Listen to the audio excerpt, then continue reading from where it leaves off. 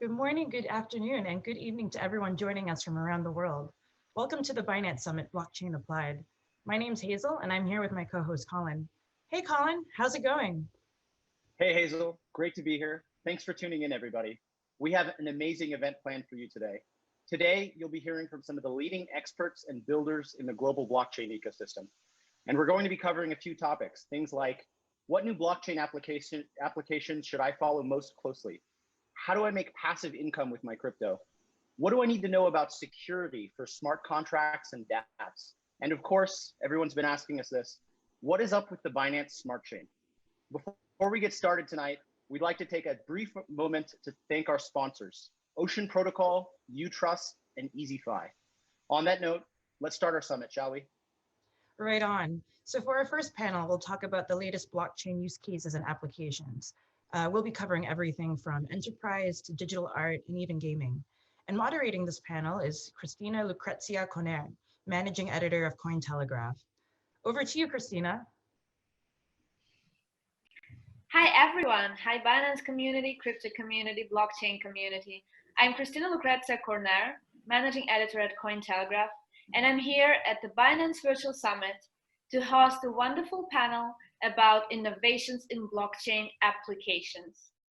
And I'm happy to present our wonderful panelists. Ladies first, Sanya Kohn, the CEO of Utrust.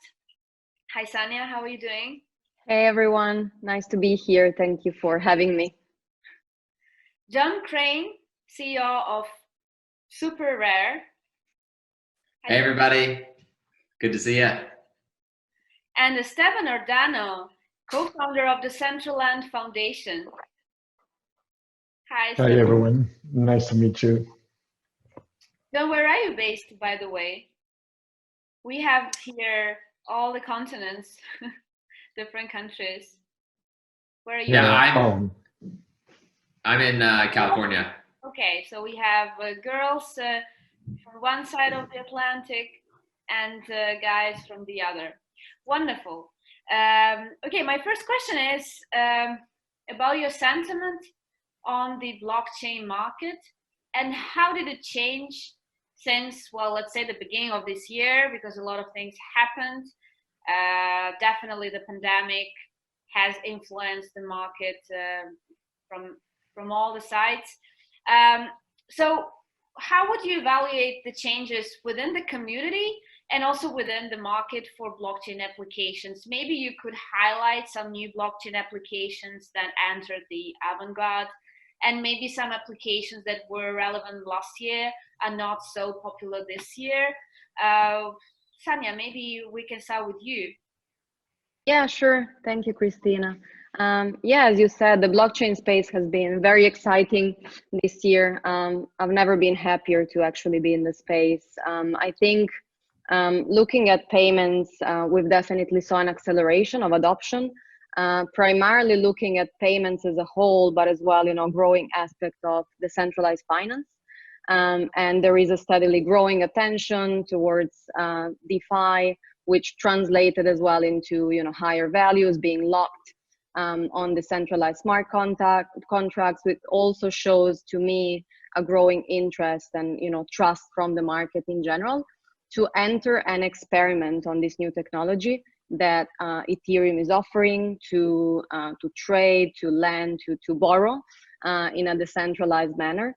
And what is remarkable is that these applications existed already, at least in part, but this year particularly, they are becoming more and more mature.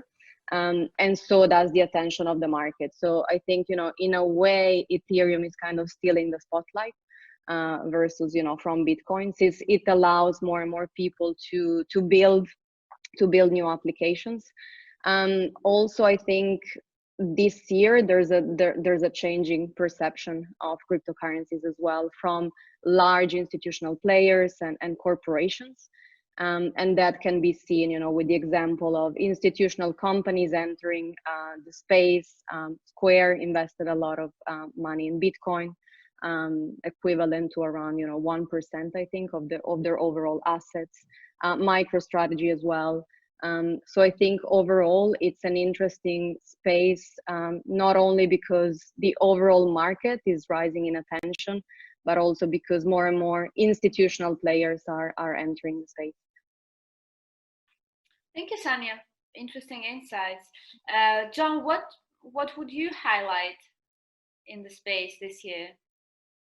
Yeah, I think I want to second a lot of what Sonia said. It's been super exciting to see institutions enter the space, and for us, with relation to art, I think even at the beginning of the year, it was there were still conversations around like, do online viewing rooms make sense? Is anyone ever going to buy art online? And then, 2 months later, every gallery and museum was trying to figure out like, okay, what kind of online viewing experience can I offer since everything is closed? And so we've sort of, in the art world specifically, I think we've seen kind of like digitization accelerate, probably 5 years or something like that. We have like the biggest institutions in the world, digitizing their whole collection, which is really exciting. And I think, regardless of what the rest of the pandemic has to offer, that's a trend that's really not going to go away. And so, it's been an exciting time to be in the art space, just even outside of crypto. And then I think with all of that emphasis on, the digital component of the viewing experience, it also kind of got people excited about, what was happening with NFTs. We're seeing lots of institutional players enter that space as well. This year we had, Christie's auctioned off a piece of art that came with an NFT. So I'm excited to see them auction off just an NFT, waiting for that to happen still. But I think still that's a huge milestone, and the trend's going to continue. But do you think that it happened due to the logical step of the digital development, or it actually has to be thankful for this pandemic that made so many things digital? I think it was the logical next step, and the pandemic just accelerated it. Like if you look at trends as far as like, people who are studying visual art, more and more of them are producing their whole body of work in digital mediums. And so I think it was going to happen regardless, and this just accelerated everything. Thank you. Esteban, what do you think? What is your take on the current state of blockchain applications? And also, do you think that we are moving towards diversification of blockchain applications, or the market is more focusing on several key use cases? Yeah, well, first of all, like Sanya and John said, DeFi has been growing a lot. And I don't think that's related to the pandemic. I think that the growth in art as well, yes, that's been extremely accelerated by the pandemic. And I think that in general, finding ourselves a lot more in front of the screens has been, I think, that beneficial for blockchain in general. I know a lot of friends that are asking me how to get in or things like that, but it's still super early, and still kind of like I feel a little embarrassed about well, not about Binance in particular, but in general, it's a hard experience, and it's a UX challenge to get into blockchain in general. And in general, I think that people, when they get into blockchain and the UX challenges that they experience, they are pretty much the same challenges as we had last year. It's a very slow database for what the users are used to participate, but it's also kind of like liberating. And I think that the value added and the experience of having your own private keys, which enables all of these new decentralized use cases, it's at the same time one of the biggest barriers to adoption, because we are not used to having passwords that you cannot forget, and if you tell your password to someone else, or you get your private key stolen, then all of your assets are gone. And those questions are still pretty much as unanswered as they were a couple of years ago. Interesting thought. Sanya, you're working in the e-payments industry. That is definitely one of the mainstream use cases for crypto, but at the same time, we are still on the very early stage of crypto adoption for digital payments. So what is your take on the current state of the industry? Who are the key actors, and how the dynamics is changing this last year, this last month, let's put it like this, in terms of clients, in terms of institution with whom you work, in terms of marketplaces? Sure. So yeah, first of all, I think we need to look at it at the perspective of e-commerce and its e-commerce growth. And the COVID pandemic has definitely accelerated e-commerce growth. I think we're gonna see the full impact from next year. However, consumer behaviors are already being affected now, and commerce is shifting to e-commerce. Consumers that never even considered buying online before started to buy online, and well, they actually discover that it's more easy, it's simpler, it's convenient. So there's a new shift that, you know, brick and mortar will decline this year by 60%. E-commerce is increasing more and more. And there is a fundamental shift that we already see at Utrust on both sides of the market. So we, as a payment intermediary, we are in the middle of a two-sided market, so buyers and merchants. So I think on the merchant side, due to the pandemic, it's becoming fundamental to explore new options that can help them decrease their costs in terms of payment processing fees. And with blockchain payments, by removing intermediaries, we can cut up to 85 to 90% of the payment processing fees for merchants. But more than that, what we're seeing from 100% of our customer portfolio is that merchants are actually realizing that by integrating with a solution like ours, it allows them to tackle a new market, so a new asset class of customers who more and more want to pay with cryptocurrencies. Due to COVID as well, and accelerated by COVID, we are expanding our business into B2B, so business to business payments, especially cross-border and international payments, to tackle for, you know, finding a simpler solution for international payments across two parties, especially business to business. So therefore, we launched during COVID an invoicing solution, which is a non-integrated solution. So as a merchant, you don't need to integrate that into your e-commerce store. You can generate an invoice and just send it to a third party to be paid in crypto. So that's on the merchant side, definitely very positive, very rapid acceleration. On the consumer side, for me, it has been very exciting to watch because having worked in many different industries, I have never seen customers that have such a passion for the technology.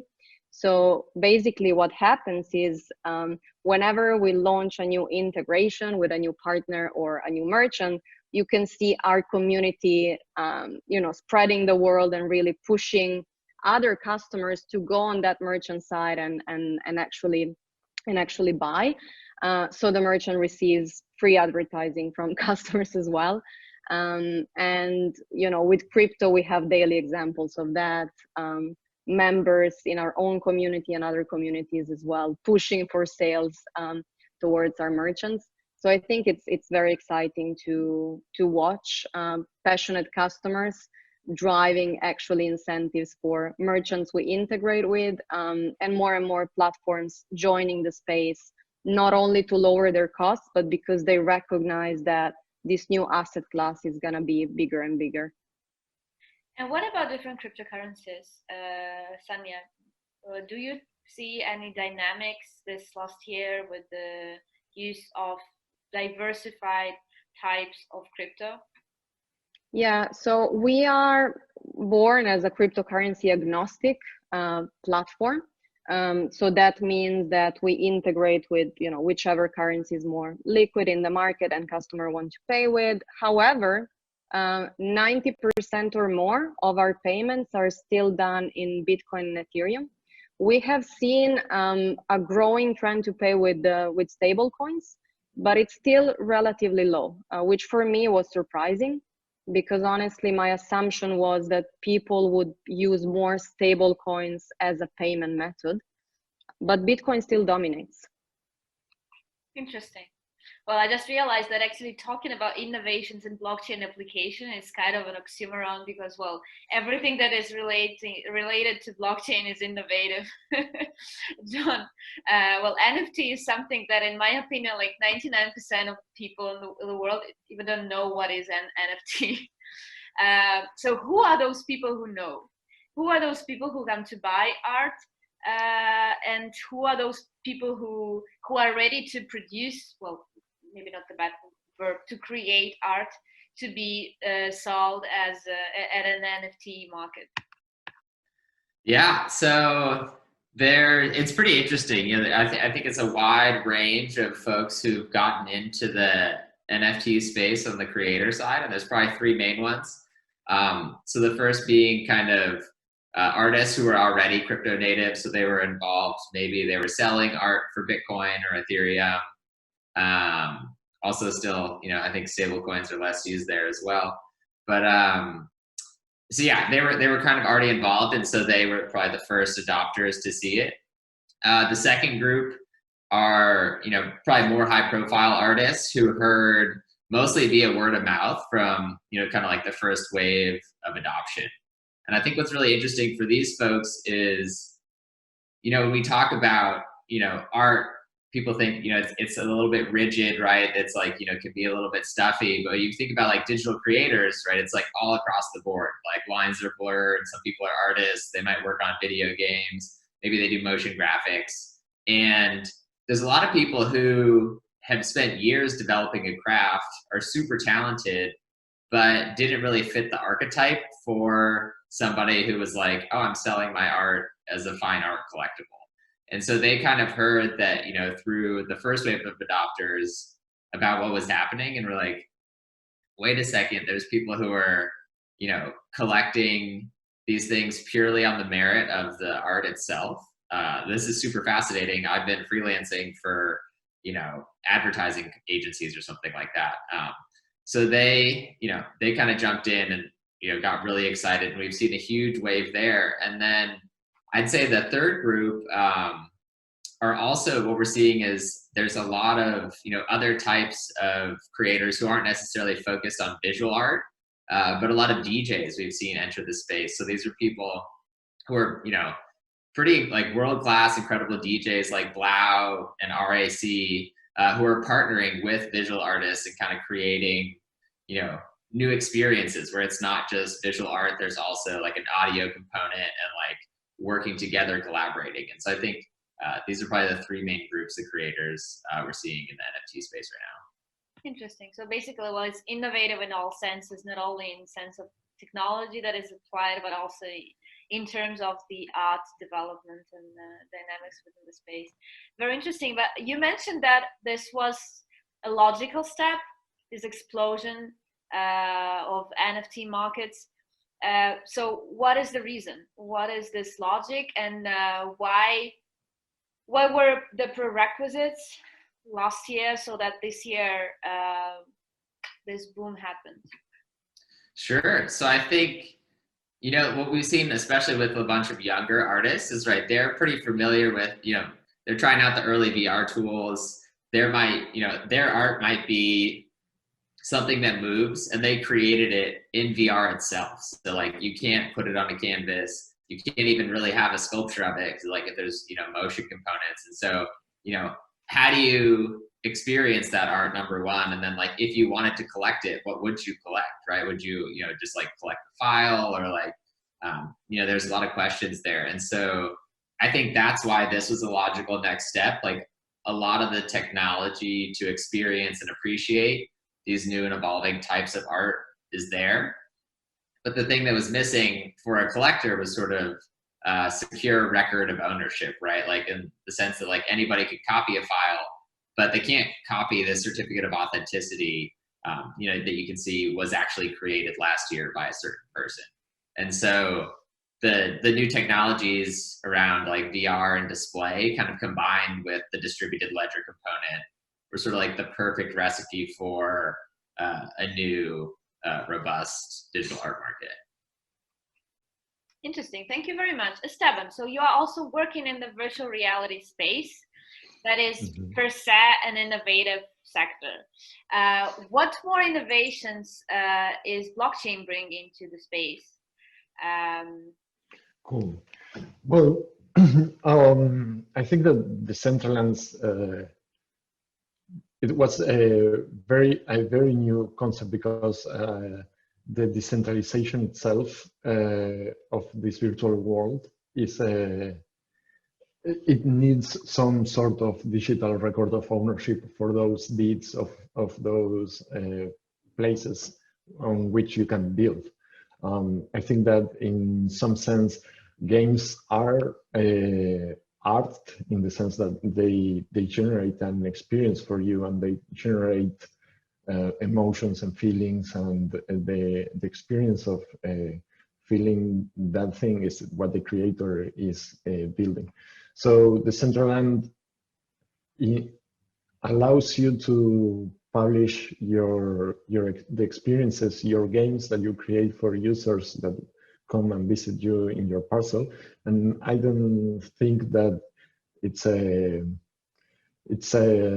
innovation that blockchain brings to virtual worlds, but it's the actual fusion of both things.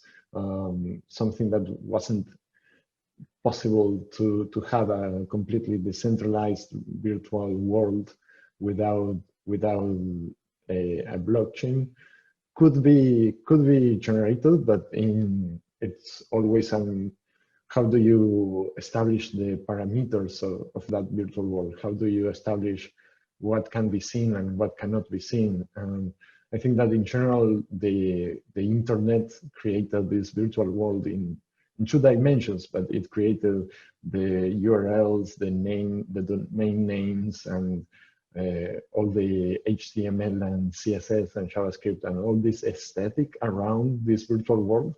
And with Decentraland, we wanted to create something similar, or at least set up the beginnings of building a 3D version of the web that also works in this decentralized fashion. And blockchain was kind of like the enabling force for all of this to happen.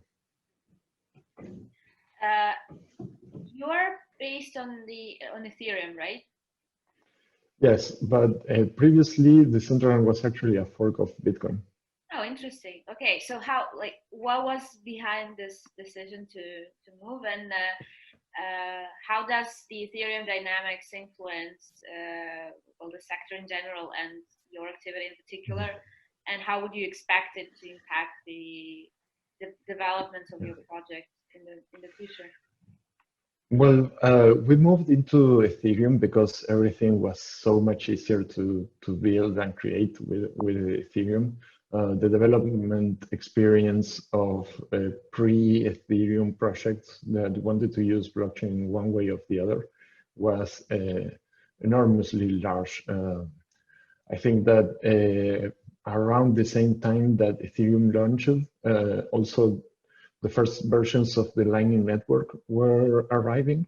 And I think that just now it's that we are seeing some maturity of Lightning Network, but at the same time, it's a lot more solid than most of the other applications that build on top of Ethereum. I think that, well, the scalability problem is starting to get tackled in a very not just way, in a very positive way. And I think that the layer 2 solutions that we're starting to see come about have been like fixing the patches of the things that we were missing. But like I was saying before, the user experience is broken because of those slow confirmation times and all of those factors that users are still not allowed, not allowed, but they're extremely hard to understand. And we would like to hide those facts, but at the same time, it's important to so that you can picture what is it that you are buying with that time. You're buying the security of your assets being on your name. You're buying the right, basically this ability to participate on this consensus system on what are the things that are valid or invalid inside of this virtual world. And the gas fees are also super problematic for users. And hopefully with the combination of layer 2 solutions, we're starting to build heavily on the Matic network in particular. And I'm super excited about that because those confirmation times going down to just a number of seconds are going to create a much better, more lively world. Thank you. Sanya, John, do you have any take on the scaling solutions? Are you also advocates of layer 2 solutions, or you have something else to add here? Well, we all understand that the scaling is, well, one of the biggest barriers in the current market state. John, how would you see the scaling? I don't know, in 1 year, let's say, what solutions would you expect the market come with? Yeah, sure. So, I mean, I think, it's interesting. We did see some announcements today about ETH 2.0. So that's, everyone's anxiously awaiting. So that'll be fun to watch. But as far as layer 2 goes, we've been looking at a couple that seem fairly promising. So Matic has been interesting. I know a couple of projects have moved over to their layer 2 solution, which is kind of like a Ethereum side chain. And there's also some really interesting stuff happening with like the ZK rollups. So like Optimistic Network is one that we've kind of been following. So yeah, I think it's still kind of wait and see though, right? It's still pretty early. And layer 2 also comes with a lot of technical investment and time to actually build out a nice UX experience there.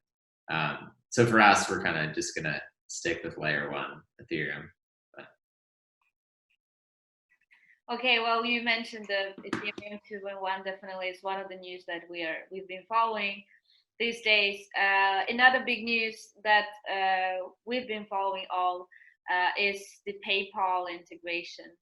Sanya, maybe you are the one whose take I would really be interested to know, because I understand that maybe you're not direct competitors, but at the same time you are.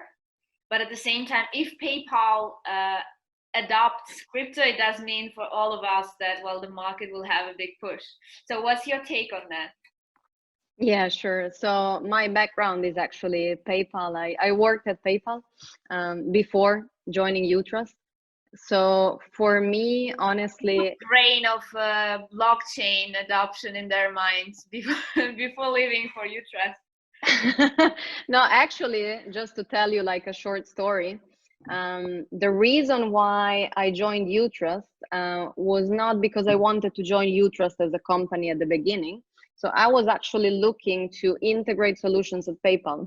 So in my role in the UK, I was looking to launch a sort of innovation hub in Europe.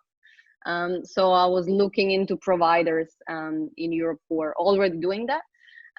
So that was 2 years ago. The answer from PayPal was absolutely not. However, in the US, they already had a team for a long time experimenting on blockchain.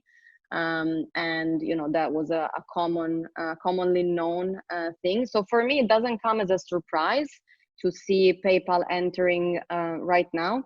I think overall is a great news for the whole ecosystem. It's going to bring more awareness, more adoption, most of all, which is great.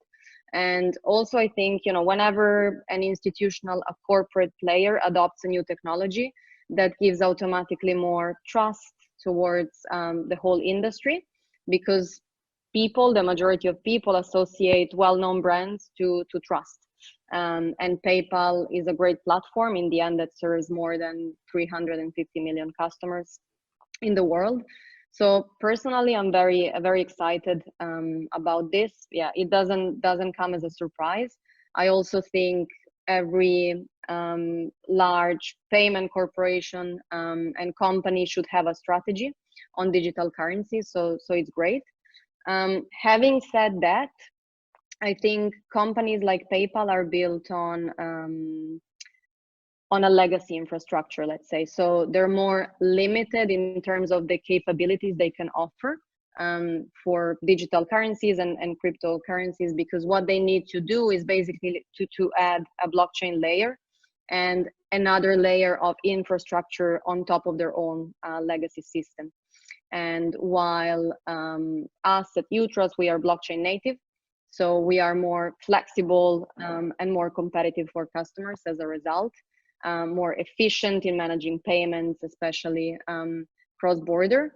But overall, I think it's honestly a great news to see PayPal finally entering the space. John, which actors would you expect to enter the space so that the adoption has another explosion? Within art specifically, or? Well, I'm interested in the arts sector for sure, but if you have other ideas in general, please share as well. Gotcha. Yeah. I mean, I think what's happening, I kind of view like what's happening with NFTs and art, or it's kind of like there's components of gaming, there's components of fine art and components of finance kind of all coming together. And so I think, we're going to see a combination of especially gaming and art really see this thing take off. Like we're already seeing people building Discord extensions. So it's like you need to be a token holder to participate in the conversation. Like I think things like that, as like crypto kind of becomes more native in gaming culture, it's just going to be, it's not even really going to be a separate thing. It's just going to be part of gaming. It's going to be, and we're seeing like, art's kind of changing in response to, gaming culture, right? Like a lot of the conversations in NFT art are happening on Discord, right? It's not just reserved for going to Art Basel and like being in an art fair. So I think as, crypto becomes more ubiquitous within the gaming ecosystems, we're going to see a lot of growth. So, I think this is like platforms like Discord. We're also going to see some of the bigger game companies. I think we'll have like people like PayPal, but from the gaming community, building integrations and taking this seriously, happening, within the next year. Interesting. And well, okay, back to the art. So like if you compare Christie's and Sotheby's approaches, for example, who would you consider more innovative at this point? Let's see. I think Christie's has to take the cake there. No offense, Sotheby's, sorry. But they've kind of been pushing, they started like an annual art and tech conference that they've been running for the past couple of years, and have really been proactive, kind of exploring blockchain, exploring like how AI is affecting art. And I think we're going to see kind of continued innovation there. Interesting, thank you. Esteban, okay, which adopters would you expect in the virtual reality space, and which innovations would you like to see, let's say, also in the next year? Cool. So I think that there have been many NFT projects that are trying to tokenize real world assets. I think art in particular, but it poses some interesting questions, like if the piece of art is the NFT itself, or if it's the physical piece. what happens if the physical object is stolen, then you still have the certificate. Well, I guess that in that case, it works as an insurance policy or, of some sort. So I think that that already unveils a new business model for companies in the sector. But there are other use cases for NFTs that are still not very much exploited. So not just real estate property, like let's say I've got an NFT that represents the deed to my apartment, and there's a building, and we have a homeowner association, which is a DAO and things like that. But other kinds of intellectual property, what if copyright starts to become more liquid and based on some sort of blockchain in a way that I can split up my property rights on this piece of intellectual property, or voting shares in companies. That was something that was kind of like a pain in the past, and now with blockchain, it can be a little easier to deal with. And yeah, besides art, NFTs, we've seen this proof of an attendance protocol tokens, which are kind of like NFTs that you get if you participate on some event. We've been distributing those inside of the Decentraland for virtual events, but it actually started before the quarantine and before the pandemic. So if you went to a meetup or something like that, you could get one of those tokens, which are not transferable. So they are forever associated to your Ethereum address. And it serves as some memorabilia in the sense that whenever you collect the tickets to concerts that you went to the past or things like that, you now have a permanent record of that you can collect in some way. Or if you want to see some particular football match or some other sports events, I think that in general for esports that could be super high, and that can coordinate, as Sean was saying, with Discords and with the community in general and with games, and to start seeing a lot more fluidity in the use cases for all of these NFTs. But first we need to get these slow databases faster. Yeah, and I'll also add that education is very important for adoption. We can't just think from the side of technology, but also from the side of community, but not only our internal community, but outside community, and how we can enable people to adopt. Okay, my very last question for the last minute of our conversation. Could you please briefly imagine that innovative blockchain solution application of your dreams for the next several years? Maybe I will start to give an example. I want all medical prescriptions to be put on blockchain. Tanya. Oh wow, that's a great question. So maybe echoing what you said, more around healthcare. I'm in Italy right now, and there's a huge problem, which I think it's true for all countries, which is how do we trace people with the virus? So how can blockchain help us, tracking people with infections on the blockchain, so we can, help to track the spread of the virus and also provide real-time information to be able to then provide an immediate medical response. That's more guided from the situations where we were living, but that would be my desire. Yeah, great point. Thank you, Sanya. John, what is your dream use case? Yeah, I mean, I think, I'm biased, but my favorite probably comes from art and gaming. I just think there's kind of a huge opportunity to unlock these virtual economies. And we've really seen sort of the wealth that's being created kind of funneling up to the companies that are running these ecosystems. And I think there's an opportunity to really spread that out and kind of share it with the communities who actually make these ecosystems successful anyway. So I'd love to see you just all these assets that people are creating and working with kind of tokenized and redistributing some of that wealth that's being created. Thank you, John. Esteban, what about you? So I'm going to get a little bit philosophical here. I think that blockchains are about transparency and trust. And I would love a blockchain system, or, well, maybe it doesn't need to use blockchain, but I think that the financial incentives that's what I mean by blockchain systems.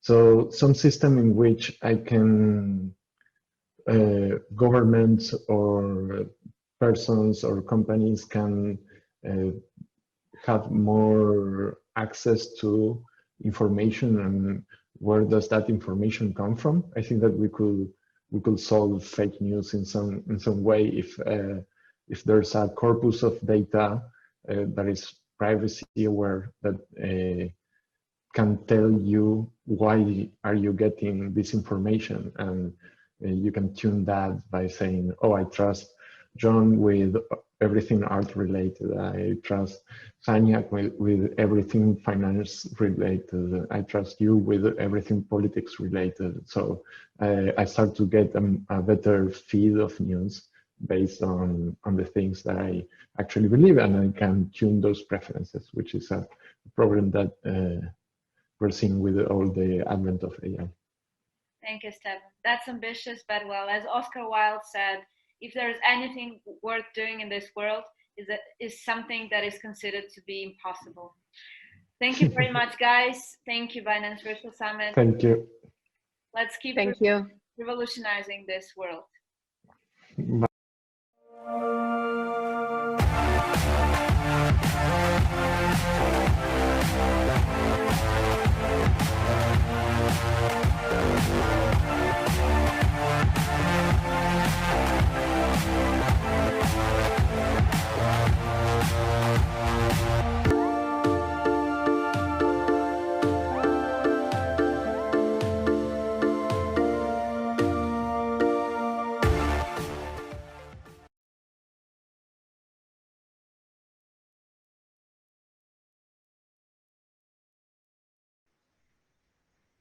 And we're back. What a great start. Thanks very much to our panelists and to our moderator. For those of you just joining us, you're watching Binance Summit Blockchain Applied. We're diving deep into some of the latest blockchain applications with key figures from the ecosystem here. Definitely. And for those of you who have been with us from the beginning, we'd love to know your thoughts on what's been discussed so far. So tweet at Binance with the hashtag blockchain applied with your favorite quote from your panelists and to our moderator. For those of you just joining, let's keep the momentum going. This next workshop is all about earning using crypto. Great. So our panel of experts will give you the lowdown on investing and making passive income with crypto. So joining us today, we've got Samsel Karim, business and ecosystem developer of Binance Bridge, Victor Ronchenko, founder of Trust Wallet, and Ankit Gore, the founder and CEO of EasyFi. Hey everyone. Today we would like to go over some of the projects in different services where you can learn crypto by doing different actions or investing your crypto into projects or just earning interest based on different passive services. All right, so today I want to roughly talk about 3 different services or subjects that we currently could do with crypto. And so the first one would be around staking. So what kind of coins can you stake? How much interest can you get, and all the kind of questions. Second one, we're gonna go over different lending protocols that's available in the market. And then the third one, we're gonna go over different prediction markets that allow you to put different bets and see how you can earn money on that. So I think if we talk about staking and also lending, so there's always 2 kind of different parts of it. So there's always centralized staking and then decentralized. And we're gonna roughly talk about the differentiation between them. So there's lots of different staking mechanisms already available on the market. So if we go over some of them that are already available on different validators, websites where you can see like what are the interest rates for each of the stakes out there.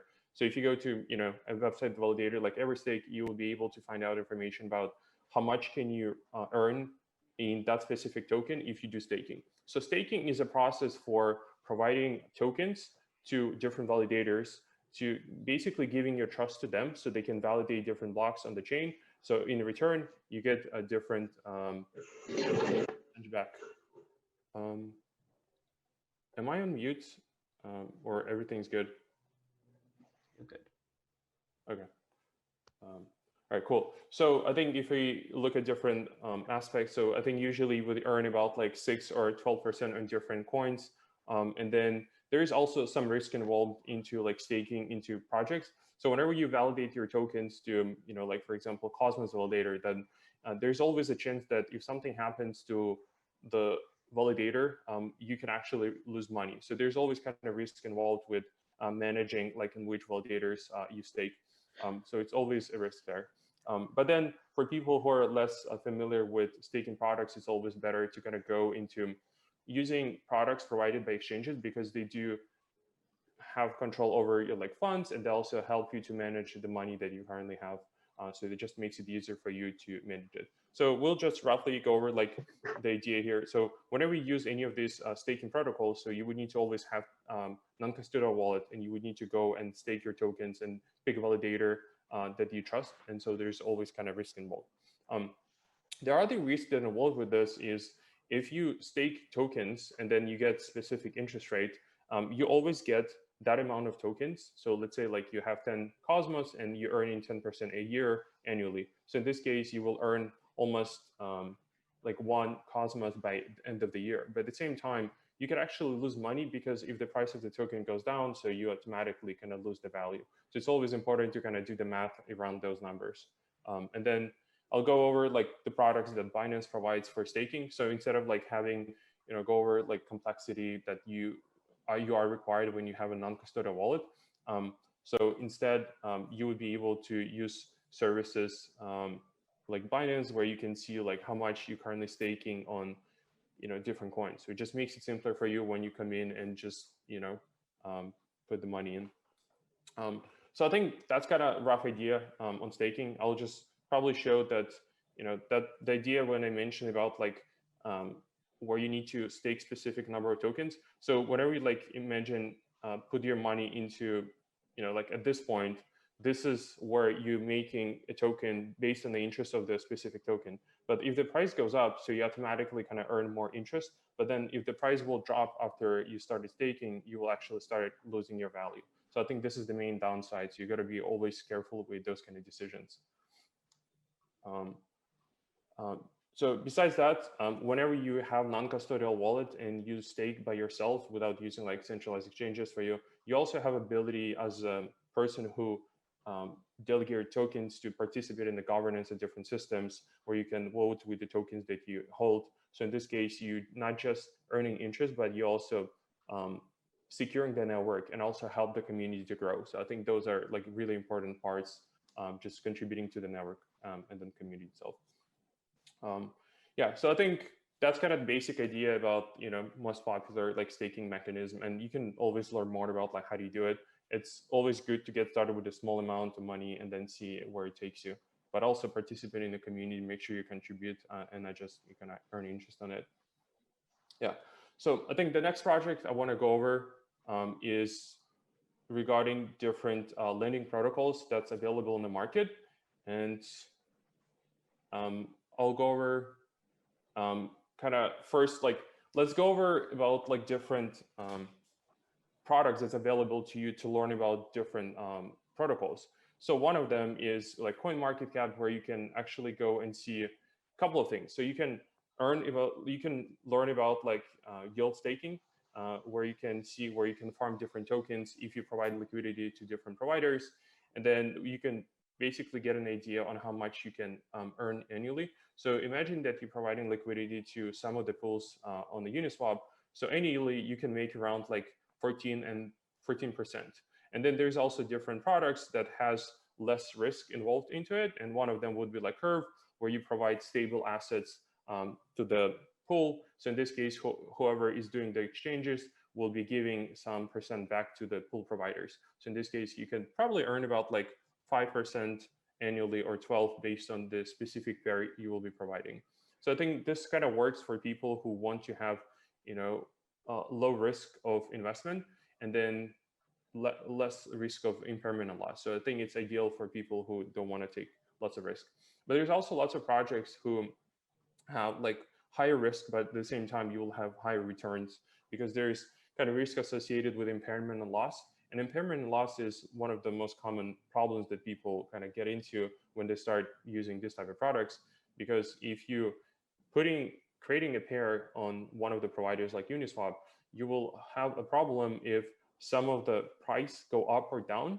And I'll show you just an example of how this looks. So imagine you're providing some liquidity to providers in Uniswap, and then you usually do 50-50 split in terms of the weight. And then if one of the prices go up by like 50%, then you're gonna have 2% impairment and loss. So in this case, you're gonna be losing money even though you kind of earning some interest on it. So it's very important to really understand how this logic work with impairment and loss. And then we will just go over a couple of products that's out there in the market to take a look how they work. So one of the products out there that I recently discovered is Cream. It's available on both Ethereum network and also Binance Chain, which is quite interesting because most of the projects that are building, they usually do it for one chain. But I think what's really powerful is that when you build a technology, it's very scalable, and then it could run on different blockchains and it can support different assets there. And I think whenever you come into one of these projects, you can always understand like from the glance on how much you can earn in terms of just APY. And then on average, it's around like a couple of percent annually. So if you have any like Ether and you don't really do anything, you have always ability to come in and earn some interest on this specific asset. So I think the most important part to understand here is first, all the like lending protocols, always have a risk of, collateral. So make sure there's always enough collateral for people to take the money back. So imagine there's a case if, some positions are not collateralized. So it means that sometimes you won't have ability to even get your money back. So I think that's one risk.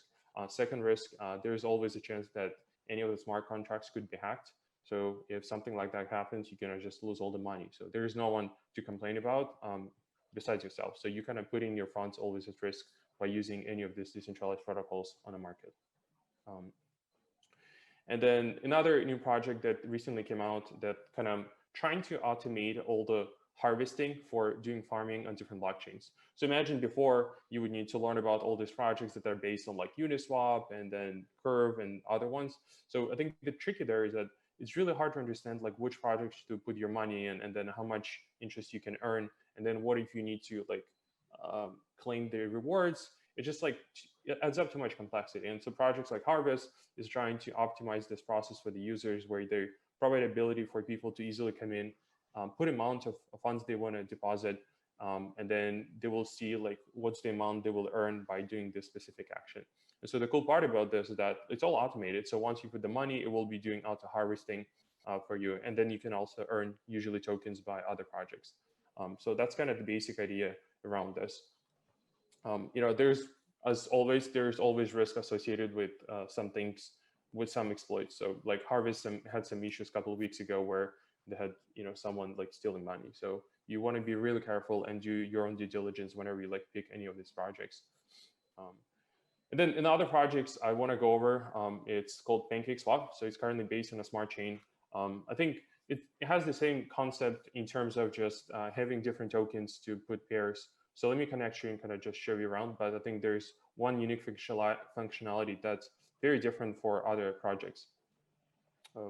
So usually it's very similar process where if you go to Uniswap or PancakeSwap, you will have ability to provide liquidity. So in this case, if you have a specific token like BUSD or BNB, you'll be able to come in and basically say, okay, I want to provide some tokens. And then once you have those tokens, you would be able to come in and do farming. And then there's lots of different tokens available. So I think the main benefit of this, if you have extra tokens that you don't really use, so imagine you have both XRP and BNB and you're not really using them, you can come in and do farming on those specific tokens. So I think the cool thing about that, you're not gonna lose value in the assets that you hold, because if you come in and you put money like BNB and then maybe some other asset, then if the price of them could go up or down, you might lose funds. So I think it's usually the safer bet to go with assets that you already own. But what's really unique about this specific project is that once you provide liquidity, you'll start earning cake token. So once you earn the cake token, it allows you to go and put your money into different staking pools. So what's really cool about staking pools is you can imagine this as, a pool where there's lots of different tokens, and then you can just come in, put the token in, and then you can start earning interest on different tokens that are meant to be distributed within the community. So I think the main idea here is that like there's this new type of mining where if you hold a specific token, you can earn others. So it kind of gives that incentive for anyone to earn tokens on top of it. And I think that's a very nice project because you can imagine that in the future, you would be able to participate in different communities and earn tokens on them automatically. I think it's quite exciting. And then I'll go over the third kind of idea. Like, so we went over about like staking, lending protocols, and now we're gonna go over about like idea of something that's called like prediction markets. So the cool part about prediction markets is that now, if you know enough information, you would be able to put bets on things that you believe are going to be important. And so in this case, if you think, who's going to win the president election in 2020, so then you can actually put your money in and actually earn interest on this. And so we can actually try and do live demo and try to bet on some of the things. But the important thing to understand is that like, unless you understand what you're doing, it's probably gambling for you. But if you understand how the market will behave on different kind of aspects, so if you know like what the value of specific token could be, or if you know if the company will go public or not, you would be able to actually place bets and earn interest on the information that you might know. It means that some other people might know this information. It's very risky, but I think it's something for you to know and understand that there is this abilities now, and then it just makes it easier for anyone to do it, and makes markets more effective. So I think one thing we can try to actually play. So I have 100 USDC deposited, so we can try it out and place a bet. So I do think that Bitcoin has ability to hit to 20K this year. So we actually can do it. Let's try it, live demo. Yeah, it takes 10 minutes to do deposits for projects like Polymarket, but you can do it in advance to see how this works. I think it's very important to try it out to see how this product works, to better know the insides out of it. Okay, cool. So we got some tokens. So this is a share of the specific market position that you take. So in this case, we're going to need to wait until 2021 and see if that's going to happen.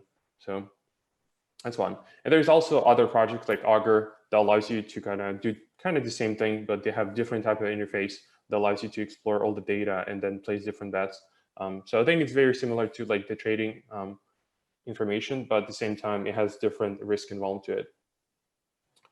Yeah, and I think the most important part, like I want to mention in the end, is that like, yeah, there's lots of different options, but it's always really important to really understand the risk before you move into something. So it's good to like play around with something, put $20 to test it out, but it's very important that you understand the risk that could be associated with it, because crypto is just so early on. Like even if you use any decentralized protocols that are being audited, there is always a chance that something could go south, and then you can just lose money easily. So, and there's not many projects in like centralized space as well where everything is insured. So there's always some risk associated. I think that's very important to keep in mind. And then another project that I recently learned from Binance is that now there's something that's called Binance Vault. So whenever you deposit your fund, you would be able to earn tokens based on different tokens that are available there. So very similar to how you could do with PancakeSwap, where you deposit funds and then you earn tokens based on different markets. So kind of cool idea, but you don't have much leverage on choosing which tokens you will receive, but you will probably receive the most highest returns on them. And that's pretty much it on kind of like the side of staking and lending that I wanted to cover today. And I also did previous presentation a couple of weeks ago where I went over more projects to actually do the demo on how they work. So that's pretty much it. And now I would like to hand over to our next speaker. It's Ankit Gore. He is the CEO and founder of EasyFi. Thank you, Victor. Thank you, Victor, for this for a nice and detailed presentation. And I think you covered quite a lot in terms of what people should be looking at when they are trying to interact with the crypto space and what I generally call happily as DeFi Legos. Because when we talk about decentralized finance, so before we get into the passive income part with crypto, I want to set some context up here, which I have observed in general public has a wrong notion about DeFi. So a lot of people feel DeFi is all about yield farming. They have made DeFi synonymous to yield farming, which I want to correct today at this platform, that yield farming is just one form of earnings or incentivization that people can get out of crypto and DeFi, decentralized finance space.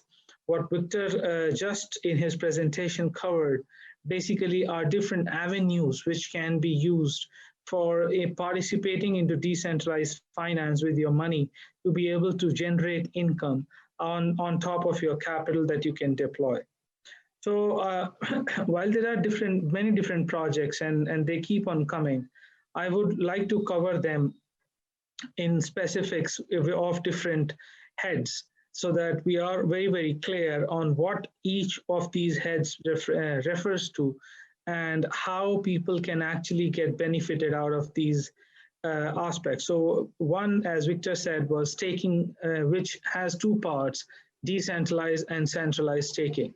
So when we talk about decentralized staking, where in this particular scenario, staking essentially happens on a particular protocol or a network on chain. Whereas when it is called about decentralized staking, where the staking is not directly with the particular protocol, it is being done via an intermediary, which is, let's say, for example, an exchange or a project, which is allowing you to do that centralized staking.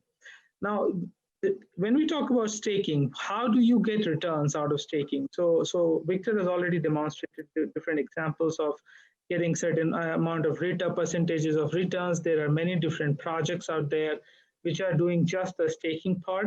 Now, the point is why this staking is there for people to be incentivized. So staking essentially came up with the idea of proof of stake networks like Matic Network or EOS.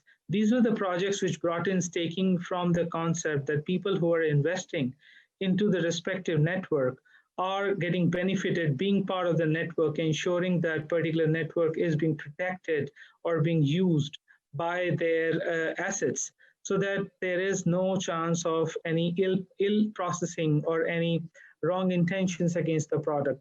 But gradually it has taken also a form of incentivizing communities, incentivizing people to take more and more part, where people, the projects in the initial stages go out and incentivize people for staking their assets into the network so that they are well involved and are invested into the network. As a result, network do pay them a certain percentage. And these are the percentages that we are talking about being able to earn out of this particular process of staking. Now, after staking, this is a pretty new concept which is coming up, and that's called liquid staking, which is staking over staking. It's a little interesting stuff here, because once you stake an asset, what you get is just that particular amount of percentage that is being given to you from that particular staked process. But you have that asset, you own that particular capital. It is, you have a receipt of that particular staking, that you have that much amount of assets, you have placed them in a particular place, in a particular project or in a particular step to earn interest. But you should still be able to leverage that particular stake position to be able to do more with your positions. And that is where the liquid staking comes into play. So there are projects like StakeHound, which are working on this kind of a model where, for example, you have Matic tokens and you stake them, those Matic tokens, to be able to earn interest as a result of staking. And then you take those particular Matic tokens which you have staked on the StakeHound project, you get a receipt of those particular Matic tokens, which ideally you should be able to go and take a loan against, and which is where, let's say, for example, you put those tokens as collateral, and you get a loan out of it. So tomorrow, if something goes wrong, the contract from where you are taking a loan, this particular liquid staking is something which helps you to take out.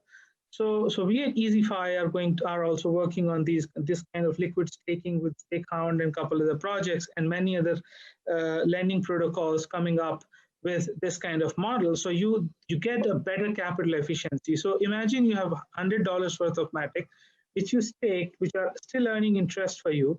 You got a receipt like a C token, which you get in Compound, or E token that you get in EasyFi. Based on that particular E token, you are taking that particular, you've got a stake asset, which you are going and putting up as a collateral, and you're taking another 75 USDC against it, which you can go again and put on Curve or any other protocol.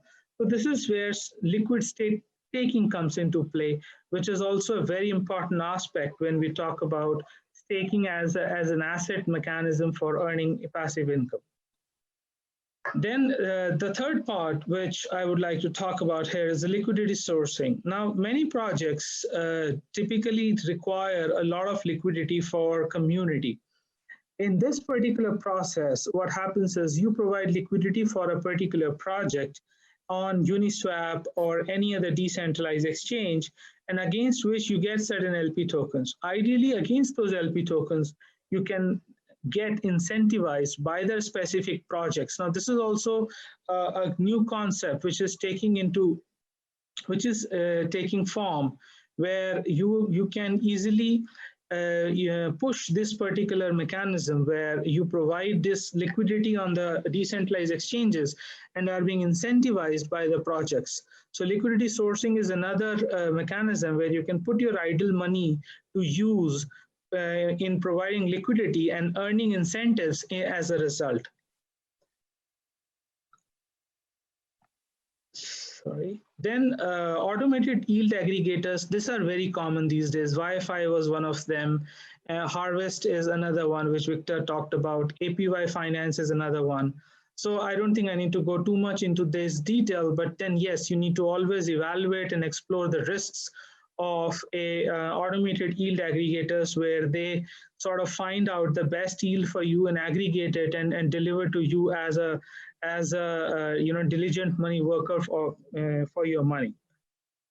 And then definitely the typical lending and borrowing money markets, which are tried and tested models, where you can supply your assets and can earn interest out of it, in addition to various incentivized project tokens that are being given.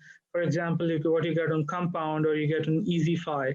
So these are certain different heads or avenues in which you can essentially get passive income on your idle money or on your crypto.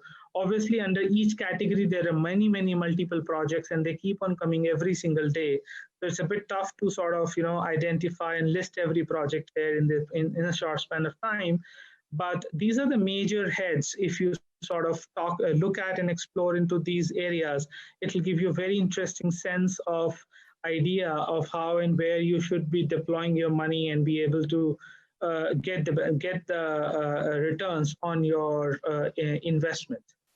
And now I'd like to invite Samsul Karim, who is BDO from Binance Smart Chain for Binance Bridge, and to share more about cross-chain swaps. Samsul, over to you.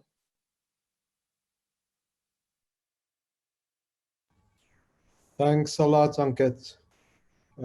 Great. So I'm going to share with you a little bit of information about Binance Bridge and talk a little bit more about one of the core components about what really Victor, as well as Ankit, has been talking about, is really assets.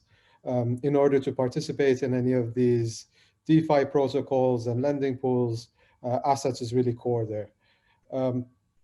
So with Binance Smart Chain as well as the Binance Bridge, we've really been focusing on this idea about freedom of assets. And it's closely aligned with the overall mission of Binance, which is about improving freedom of money. So we are doing a number of things around enabling this idea around freedom of assets. It's largely driven by our view that the promise of Web3, as well as realizing the potential of the Internet of Value, will be greatly improved by increasing interoperability amongst different blockchains and networks. So currently there's a number of different ways that users can move assets between their native chains to Binance Smart Chain and vice versa. So one is through Binance.com. So users of Binance.com through their spot wallets will be able to withdraw certain supported assets as either BEP20 to the Binance Smart Chain and move them back to their native chains and other supported chains as well. And I'll show you what that looks like. The other is through Binance Bridge. So with Binance Bridge, users don't need a Binance.com account or don't need to use their Binance.com accounts in order to be able to use Binance Bridge. And I'm going to show you a demo of how it works as well. So at the moment, there's a whole range of assets supported, including all of the stable coins, a lot of the top assets like Bitcoin, ETH, Bitcoin Cash, Litecoin, several others, and then a number of the DeFi assets as well. So through Binance.com, one of the methods I mentioned was users can move assets through Binance.com to Binance Smart Chain as well as through other supported chains. And this is what it looks like. So if you go to your spot wallet and you select any of the supported assets, you'll be able to see the different options you have to transfer between networks. And here I've highlighted Binance Smart Chain. So this is one of the ways, but of course users need to have a Binance.com account. So the alternative is Binance Bridge. So through Binance Bridge, users don't need to use their Binance.com accounts or don't need to have a Binance.com enabled in order to be able to use it.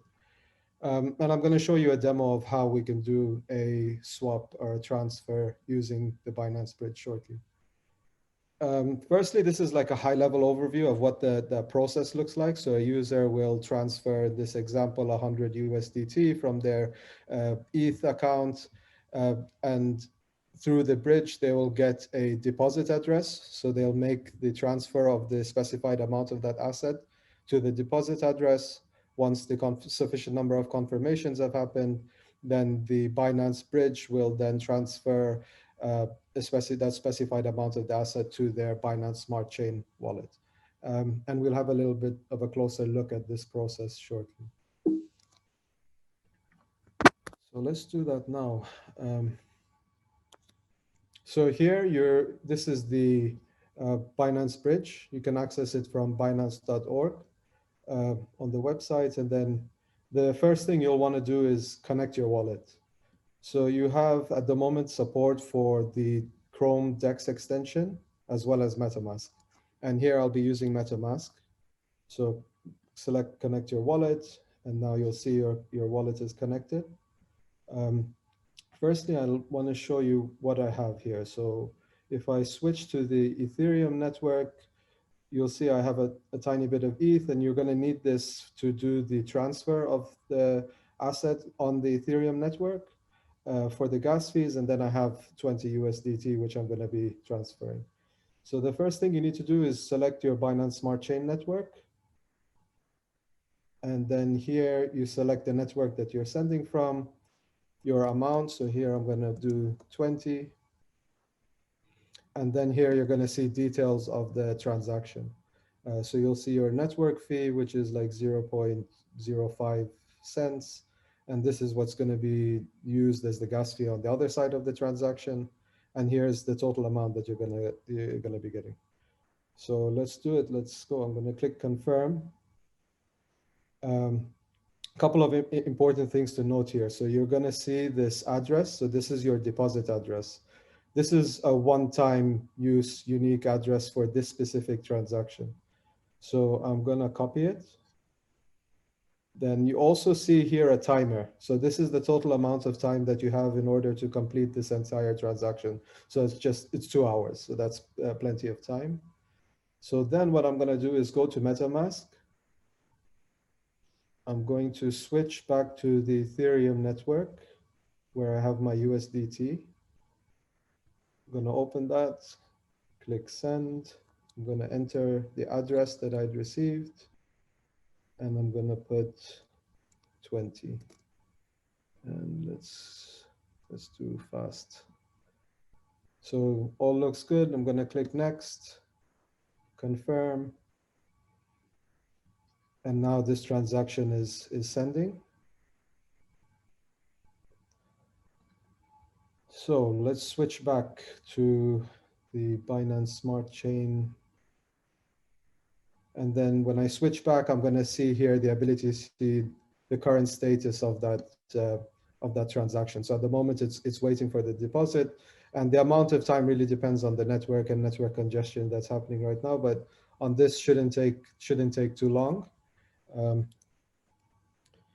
In the meantime, let me show you some of the other cool things that we're doing around freedom of assets. So we also recently announced what we're calling the B tokens. So B tokens is a really interesting initiative in which we're going to be allowing a diverse set of assets. So at the moment we've started with Bitcoin, DOT, Filecoin, and WRX as wrap tokens on Ethereum.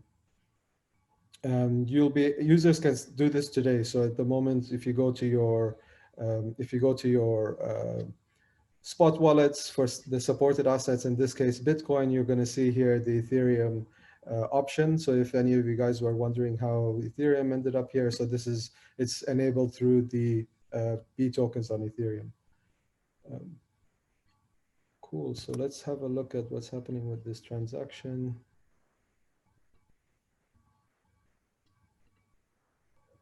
I'm going to switch back.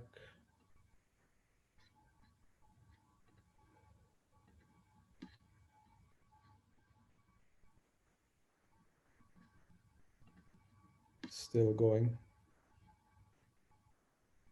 So on the Ethereum side of the transaction, you're kind of dependent on how fast it goes. But on the other side, sending from Binance Smart Chain back to Ethereum, it's fairly faster. The block speed on Binance Smart Chain is 3 seconds. So you're able to reach your required number of confirmations a lot faster.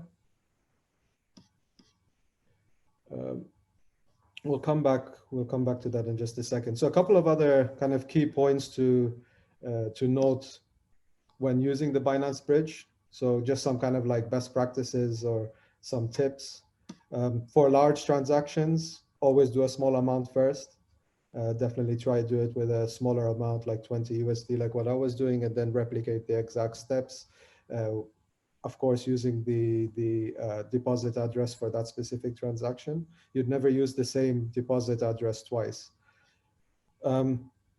Also, don't send your deposit transaction close to the deadline. So you've seen that there's a 2-hour deadline on the transaction, which I just did. So if you're coming up to just a couple of minutes before it's closing, don't send it, just wait for the deadline to pass and then do a new transaction.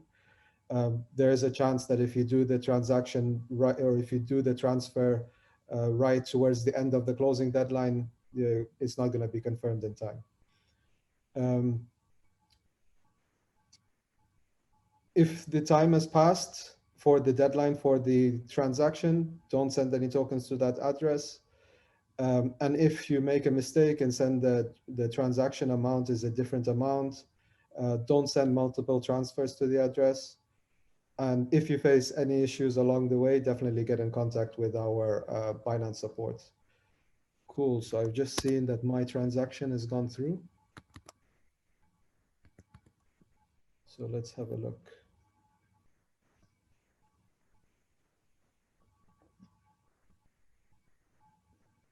I'm going to switch back to Binance Smart Chain.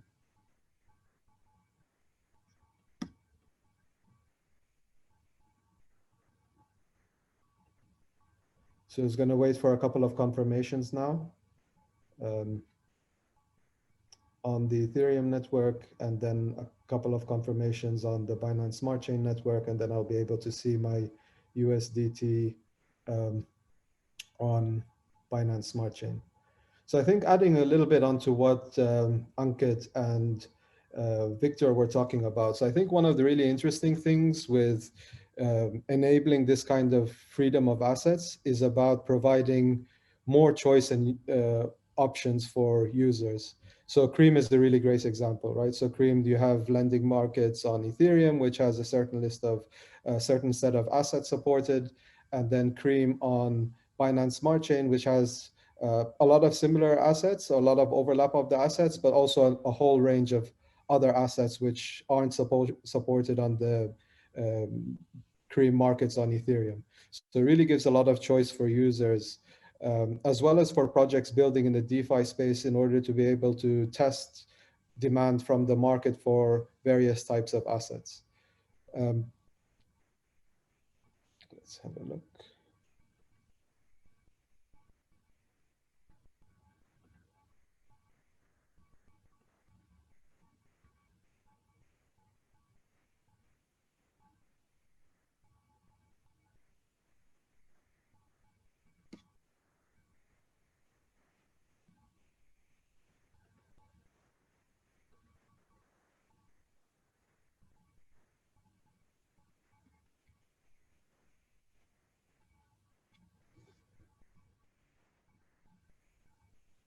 Transactions still happening, so let's talk a little bit more about some of the other things that are happening. So B tokens, super interesting. So this is launched recently. I think there's a number of benefits. So we already have a lot of different types of wrapped Bitcoin and other assets on Ethereum. I think the B tokens from Binance provides a number of different benefits. So one's fully supported by Binance. So Binance is a trusted issuer. We also provide the same level of security and insurance used for assets within Binance.com, as well as the B tokens being covered by the SAFU fund, and allows for this kind of interesting integration of DeFi and CeFi, using Binance.com to be able to move assets between their native chains onto Ethereum.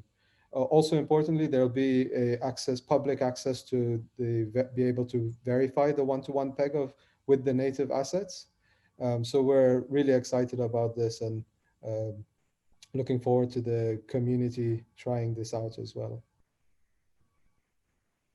All right, here we go. So here we've got the confirmations required on the Ethereum network.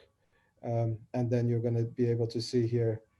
So once you've seen this kind of screen, you're kind of comfortable the transaction's gone through. It's just a matter of time until you're going to be able to see the USDT in your Binance Smart Chain network in your MetaMask.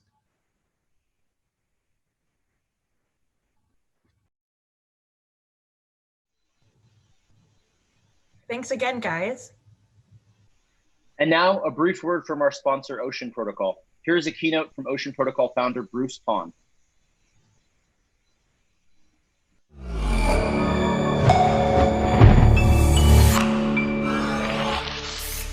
Hi everyone, I'm Bruce Pond, founder of Ocean Protocol. Thank you for inviting me to take part in the Binance Summit. 2 weeks ago we released Ocean V3. It's a milestone not only for our project but also for the crypto community. Ocean V3, it features Data Token and Ocean Market. Until now, only a few companies benefited from the status quo of siloed data. They collected it, mined it, and then monetized it without our knowledge or consent. People and companies are struggling to regain control over their data. And this status quo exists because there isn't an open infrastructure for data sharing that gives data owners security, comfort, and privacy.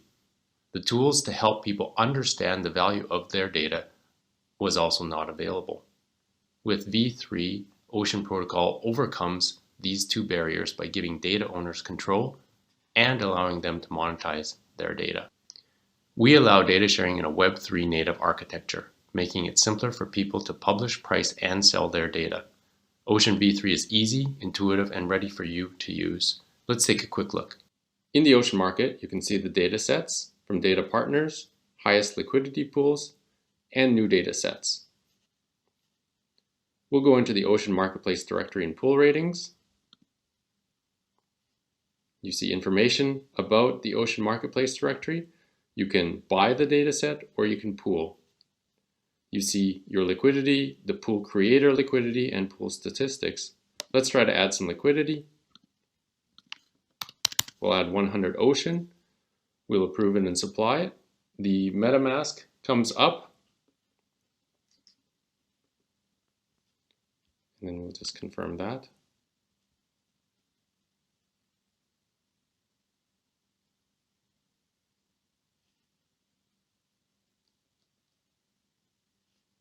And then it's through. While we're waiting for MetaMask, you can see the dataset information, how it's been created. You can see information about the publisher, as well as some additional information about the pool liquidity and the vesting terms that the publisher has agreed to. You have disclaimers, Twitter and Telegram, and then you have the ability to download a sample, and then you have some of this tombstone information. At the very bottom, you have information related to the ID. Oh, and then here's a second MetaMask notification where you confirm. And then you need to also confirm on your hardware wallet. So with that, that is the data set. That is how you add liquidity. It only takes, oh, there we go. The amount of liquidity is added. It's that simple. And now you have additional liquidity pool in there. At the heart of Ocean V3 is the data token. Data tokens are ERC20 tokens that represent the value of the data asset and provide access to that data asset. Data tokens radically simplify data sharing, leverage existing Web3 mental models for custody, wallets, liquidity, staking, and farming. Ocean Market is the place to sell, buy, and curate quality data built on decentralized blockchain technology. In Ocean Market, data services are converted into data assets and data tokens. And data tokens let people discover the value of their data set and encourage liquid trading of those data assets. And this happens through our pioneering approach of using balancer liquidity pools integrated into the Ocean Market. Data owners publish data and receive a set of minted data tokens which can be sold to interested data consumers. Data consumers buy data tokens to access data. Ocean's compute to data feature enables data owners to sell data while preserving privacy because data stays with the data owner, avoiding data escapes. 1 week after our launch, the response has been overwhelming. We have more than 300 data sets and up to 1.5 million Ocean pooled, representing 0.5% of all Ocean in circulation. Transaction volumes on the Ocean token are up 20 times from the baseline, and we've seen a 50% increase in token holders in the past week. These numbers speak for the potential of sharing and monetizing data and the hunger in the community to be part of a new data economy. We are onboarding a new wave of data partners now, and we encourage all of you to publish quality data sets and monetize your data. It's just the beginning, so be early. Explore the Ocean Market at market.oceanprotocol.com to be the first to stake and farm data. One step closer to an open, decentralized data economy.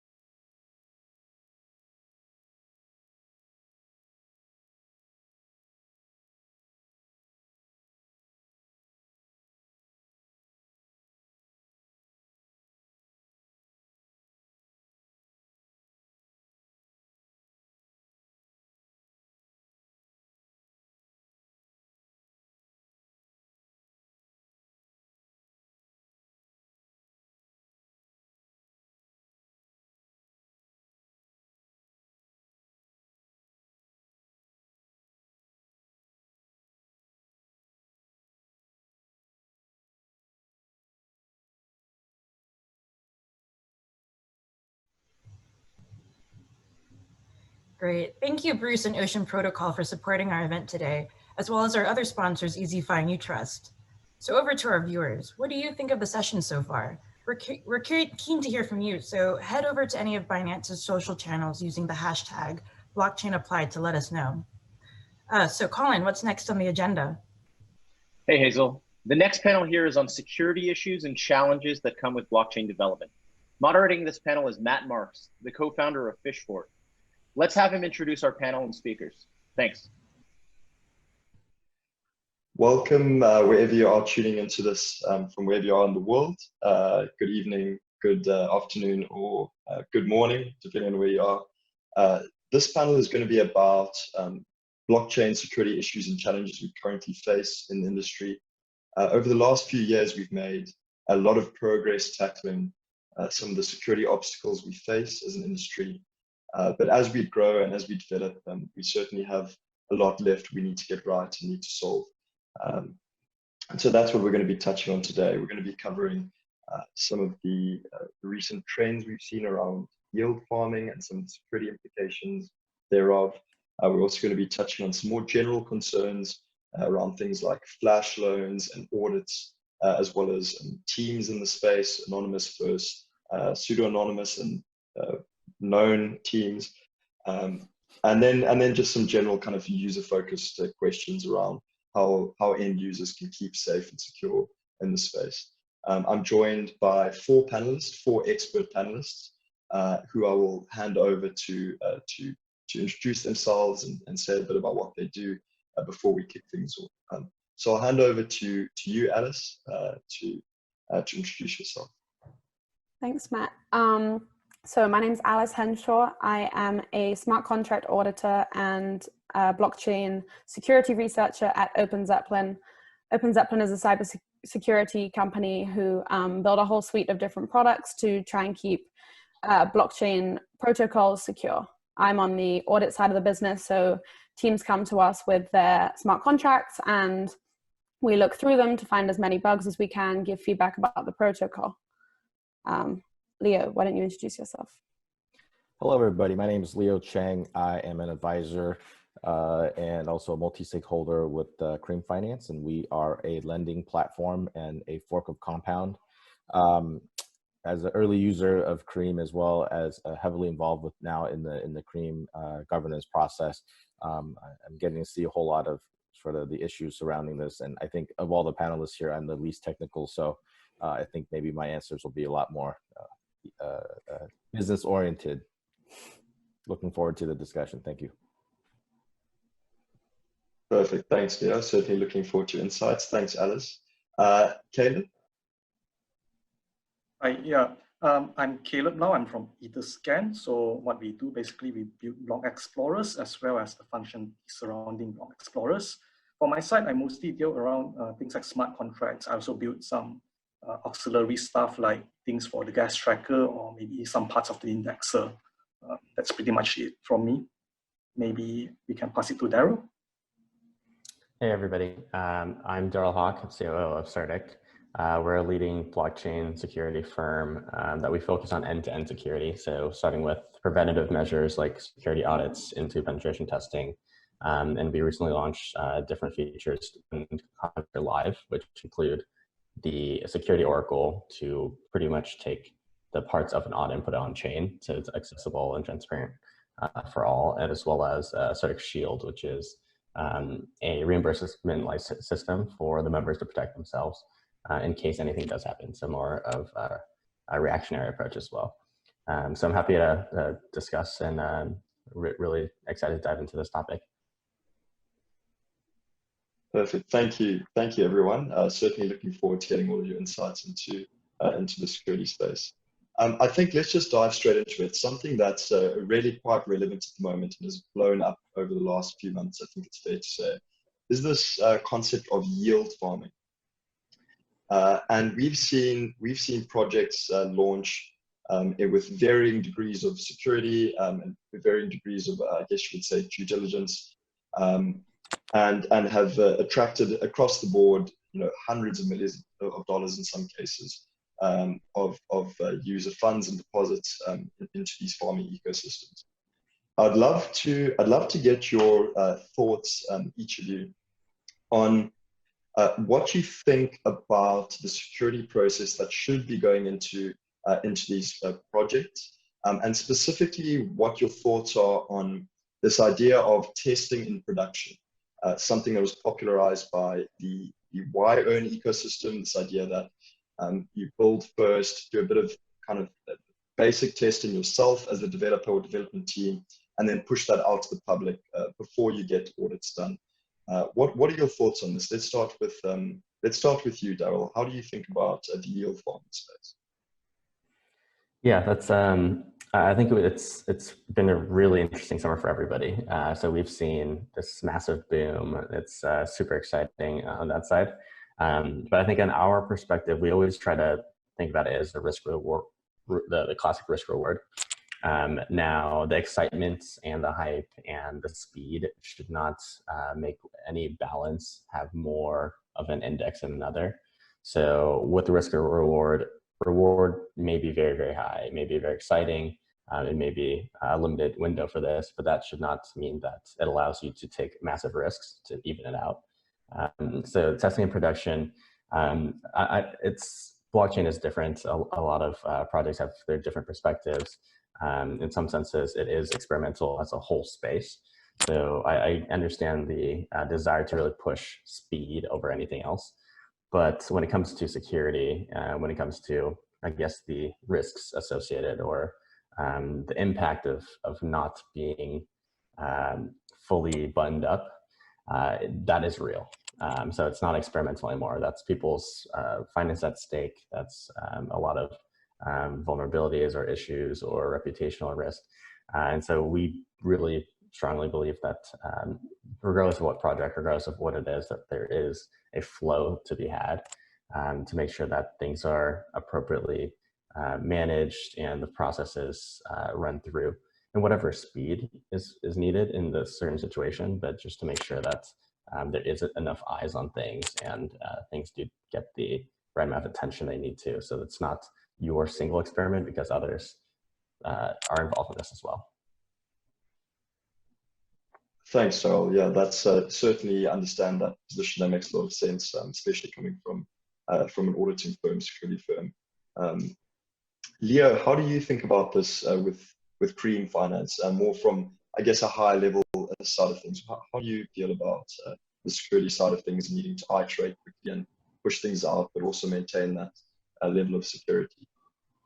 Yeah, I think that the summer, this past summer has been a very interesting time indeed, and that the market timing. I mean, I think me coming from a market timing perspective, product market fit, we saw an opportunity that hey, look, there are these tokens that are high in demand, and folks have nowhere to either lend them out or borrow them and leverage them quickly. So we saw an opportunity to take a platform like Compound, fork the code, and then address it into how we would characterize it more like a Binance-based approach versus a Coinbase-based approach, because we're out here not in the US. I guess that's what's most important. We're in Taipei. So we were able to move faster. And but we have all respect for the folks at Compound. In fact, we love those folks. And to me, the shortcut here is A, you fork some really seriously credible code that's been reviewed plenty of times. And B, you get them as your security and technical advisor, which is what we did. So at Cream, we have Compound and the good folks there to help us talk about more than just the code security, but also about token selection, asset selection that's also plays into security. That's not the code part that I think most people think when they think about security. There are other assets beyond the technical pieces, clearly. And then, so I think that was in retrospect, we were glad we did that. And there are also a lot of mistakes maybe we could talk about later, but that part was good that we were able to move quickly and securely by doing something like that. Now, as it relates to this whole test and production thing, I think there's a lot of conversations out there that may be misrepresenting or misunderstanding the fact that test and production doesn't mean you just code something up quickly, throw it out there. In fact, most people that test and production, they deploy multiple times and they iterate and they deploy and iterate. It's really, in my mind, testing production is the idea that the production environment is going to be closest to where you're operating. Therefore, if you can do it like that, then that's the best thing. But that still means you get the most competent developers, the most competent smart contract reviewers you can get your hands on. And I'm sure as Alice and Daryl can speak to, during the summer, there was just no way you were going to get your code audited real quickly anyway. But that, again, doesn't mean that you just throw some stuff out there and be like, oh, well, YOLO, do it up and see what happens. But yeah, I think testing in production, I think, is somewhat misunderstood at times. But in the sense that, you know, you're dealing with a lot of people's money. You need to put up the right warnings. You need to make sure you do diligence to do what you can. And so, yeah, thank you. Yeah, thanks. Yeah, thank you for that perspective. Alice, how do you think about the kind of yield farming craze and this concept of testing in production from a security perspective? Yeah, I do completely agree with what both the others have said. Leo's point in particular, it's definitely not that they just throw their code out there without any tests. I imagine lots of them are tested to some extent locally, but there's some things that you can't start picking up on until you start testing the contracts on a testnet or on a mainnet. This summer has been particularly hard for trying to get an audit. There was a number of articles out there about how lots of the audit firms don't have availability until Q1 of next year or Q2, and that makes it hard for projects. On the other hand, there's just so much risk for users out there who don't realize what they're getting themselves in for. I think lots of protocols that launch, and they do clearly state, you know, we haven't been audited, only put in what you can afford to lose. But if they state that once or twice somewhere on their website or on their Twitter, once all the hype starts and everyone is talking about it, everyone's tweeting about it, if you open up Twitter, you're not going to see their warning that says they haven't been audited. You're going to see everyone talking about the hype of this amazing new protocol. And so I think users get into it without truly realizing the risks involved. I think it is fine to put code out there if everyone who's getting involved fully knows the risks involved. It does help test the protocol, but I think currently that's not the case. Some people know what they're getting involved in, and other people don't. Certainly, and that auditor availability, as Leo touched on, the need to kind of iterate quickly and capitalize on market trends, and tie that into, you know, potentially having to wait till early next year before you can get your code audited is certainly posed a challenge, I guess, to the industry. Caleb, would you add anything to that? Yeah, coming from a developer's perspective, I'm kind of like 50-50 about the test in prod thing, especially in the context of crypto Twitter. On one hand, yeah, we should really keep our testings offline, or we should at the very least be testing on a testnet somewhere. On the other hand, if we are working on more complex ecosystems which requires integration with other sort of like together with Compound or maybe 1inch as well as Uniswap. Uniswap, the nice thing about Uniswap is that they are all up on testnets as well. But if it's other protocols, it makes it a lot harder. There is something called Ganesh, which allows you to fork the state of a mainnet. There are a bit of quirks here and there as well, and I can imagine developers using Ganesh would also find themselves having some sort of bugs here and there. Sometimes when you call a contract, it VM reverts instead. So the tooling out there, it's not 100% yet, but I can imagine if the tooling is already set up and done properly, people would be able to move away from trying to test in production as much as possible.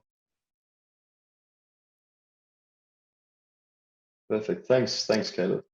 I guess this kind of leads us on to the next question, which is that I think the industry really has a lot of respect for auditors and the work that auditors do. But we could also potentially point to cases. One example might be the latest Harvest Finance hack, if you could call it that, but an attack against the Harvest Finance ecosystem, in which $20 million was lost. And they purport to have had 3 independent audits conducted on their contracts. I guess this is potentially something good to get Alice and Daryl's thoughts on as auditors. Are traditional security audits enough? Are they enough for users to be relying on before depositing funds? Should they be looking for things in addition to audits? or should we be potentially creatively thinking about what audits themselves should be to incorporate additional elements? How do you guys think about what security audits mean and potentially where they should be going? Do you want to go first, Daryl? Or Alice, go ahead. okay. So yeah, as it's well known, an audit doesn't mean 100% security of a protocol. Many protocols have had an audit or two or even three and then been hacked. And I don't think there's any audit firm out there that would say that they'll guarantee that the protocol is secure. That they're there to, as experts in the space, to look at the code, to find as many, attack vectors as they can. Most auditors have seen a lot of protocols, and so they know the sorts of things to look for. They know the hacks that have happened in the past, but there's always something that they might miss. So beyond audits, I think monitoring is very important. Once your code is live, having scripts that are monitoring permanently what's going on. Some hacks take place over the course of an hour or two. And so if you're monitoring and you can start noticing strange behavior early on, you might be able to jump in and prevent more hacks from happening. Some people are starting to launch insurance for DeFi or for blockchain applications. Bug bounties can be used. I think we're going to talk about that more a bit later, but depending on how well the bug bounty is set up, that can help prevent some attacks from happening. I think there's some protocols that take fees into a separate pool while the protocol's running, so that then if something happens, they've got this pool of assets to potentially refund people who were hacked. There's lots of different ways of approaching it, but I do agree that after an audit, you can't just assume that a protocol is good. You should be looking at what else they're doing. Yeah, exactly. I completely agree with everything that was just said. On our side, I think, I guess it seems like the space has taken the word audit or just the completion of an audit to represent, like, I'm good to go. You go heads first and everything should be secure. That's not the case, and that is probably never going to be the case. And so there's a couple caveats even because of that, where I'm sure maybe Alice, you as well, but a lot of times we do get approached by projects that really just want this recognition or association with our group, which is clearly not the reason why you want to get an audit. So an audit should really be because you want to try to break the code before you deploy the code, and see if you break it first, you can fix it beforehand, and it'll be more robust when you deploy it. And so having a representation of audit equals secure is very risky. For this particular example, we actually were one of, I believe, one of the firms that underwent the audit, but the hack happened before we completed our audit.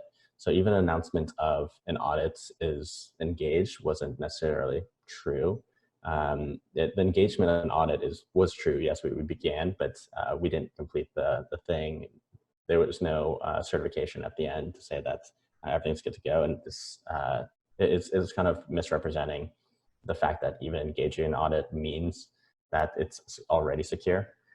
So a lot of firms do try to ride the wave of an audit, which I think it is great to allow transparency so the space knows that you have taken the steps to bring in a third party set of eyes to check out how your code is looking, ideally experts who've seen similar things before. But that communication is oftentimes grabbed by the space or by the community too quickly. Represent that means that's like I could put on all my funds. Things like that are always going to be risky. In terms of the flow, exactly like Alice said as well, there's a lot of different ways the projects have determined that even the audit is not the end of the process, it's just a start. And so in our company, we tried to figure out this life cycle of the security promise and how does it flow throughout. And so it includes the security oracle, which is intended to actually decentralize the auditing responsibility, because even that, if you look at all facets of blockchain, that is fairly centralized. We know there's a group of auditing firms. They represent a word or a sign of, I don't know, some sort of confidence. And so by decentralizing even that piece and allowing other security professionals in the space, because we all know that there's tons of talent in the space, they could join in, they could do the different security primitives to audit different portion of the code, it gets aggregated on-chain into a score that's supposed to represent the most real-time version of the live deployed system to see how secure it is. In no means is it supposed to crowd out an actual audit. An audit is always preferred and insisted upon, but it allows that more community members can have a say into this instead of just the firms themselves, because it seems like there's too much weighting of their word, which is actually just doing disjustice to the space. And when it does become full in terms of the pipelines and projects just can't seek out anything else, that doesn't mean that in the inverse, that projects can't be getting security just because they didn't get an audit from these name brands. So in those ways, trying to put it all together. And then our last piece to go on top of this is actually this reimbursement pool in case something does happen where audited firms or audited companies can join into this membership. And that allows them to protect their own treasuries and reserves in case something does happen. And then also opens up the doors for their token holders to also join in as well. So this whole ecosystem is powered through an economic fashion in which it's fully membership based, where the members could determine where the funds are allocated, but it allows for, if there truly is an instance where money was taken, there's a way to actually get it back through the voting process that's on chain and determined by those who are putting their funds for this reason. So it allows yet another way of decentralization, but in the instance of following this life cycle, because in some senses things are inevitable. It's really just about how do we prevent it, how do we fix it after the fact. Yeah, fantastic. Thank you. Thank you both. I think, yeah, some very important takeaways from that. An audit isn't a stamp of perfect approval that the project will be indefinitely secure and that everything, that nothing can go wrong. There's a lot more that teams need to be doing to maintain and look after the security of their project. And I guess something else that I think is probably underappreciated is that audit reports are there to be read. And just because a firm was audited, I mean, you really need to look through the findings of that audit. You need to have a look at whether some concerns are raised around private, administrative keys and the functionality therein. So there really is a lot more to the security of a project than just hearing that the auditor was seeing a tweet confirming that Certec or OpenZeppelin or another reputable firm has audited them. So I think very good points. I think that moves us on to something else people probably hear a lot about when they're reading about the latest compromise or attack against a protocol. And that's this idea of flash loans. Now, Leo, if you would, it'd be great if you could give us a few thoughts on how you think about flash loans, whether you see these as good or bad things, bad thing for the industry, and maybe just before you do, if you could at a high level just run through what exactly a flash loan is, this idea of borrowing capital in a transaction. Sure. Yeah, I actually think flash loans is as an innovation is super cool, and the team at Aave, that's just fantastic what they did. It's a huge innovation. I think, but I guess for folks, and please correct me if I get this wrong, but effectively, if you can finish a string of transactions under the same block, whereby you borrow some money, do some other things, and then pay it all back on that same block, then the block will confirm and all those transactions will go through. And what that enables is that then you're able to do things with effectively capital you don't have. And I think that can be very dangerous. That could be in some ways seen as being weaponized, in some cases seen as something used to promote a hack. And I guess now to my commentary to this is that I actually think earlier what the discussion about audits and security, I think what people often misunderstand is that security audits don't really, as far as I understand these days, don't go into covering all of the vectors of economic exploits, right? Like, does the code work as intended? Is it supposed to do a X, Y, and then Z? If it does, then hey, that's and then if somebody's able to come through with an exploit, then that in itself some people consider as a hack. But I think it's loosely defined, in my opinion, in best case. So going back to the Harvest case, that was a flash loan based quote unquote hack where money was taken. But in reality, everything functioned as intended. So was it really a hack? No, in my opinion, it was an economic exploit. And that this gets into another topic, code is law. What does that really mean? Where does that stand? And what are the ethics around using flash loans and any other tools you have to extract money in a way that the protocol was not designed to behave that way, but it behaved that way without you breaking and entering into anything. But you just kind of got the economic value out as whoever that was smart enough to do this. Now, so that all sounds really scary, but on the other hand, it's not all bad. I think it's just a new tool, and it's just that it's a new evolution that we need to go through as an industry. And that, when I think about experimental code, everything is beta, don't put in more than you can lose, that is generally applied to all things blockchain. I mean, I don't think any one of us can really say, oh, no, it's all safe, don't worry about it, go and use all of it is safe, or any of it is safe. Like, I think people are lying to you if they ever say that. But anyway, as it relates to the benefit, one thing that is helpful is that flash loans can also be used to secure protocols. Let me give you an example. From a lending protocol standpoint, the greatest systemic risk would be something like a bad debt. If you have an illiquid token that's on our platform, and then basically, illiquid token A jumps on the platform, borrows a bunch of Ethereum and USDC, runs off with it, never pays it back, can't liquidate it, so somebody's stuck with bad debt.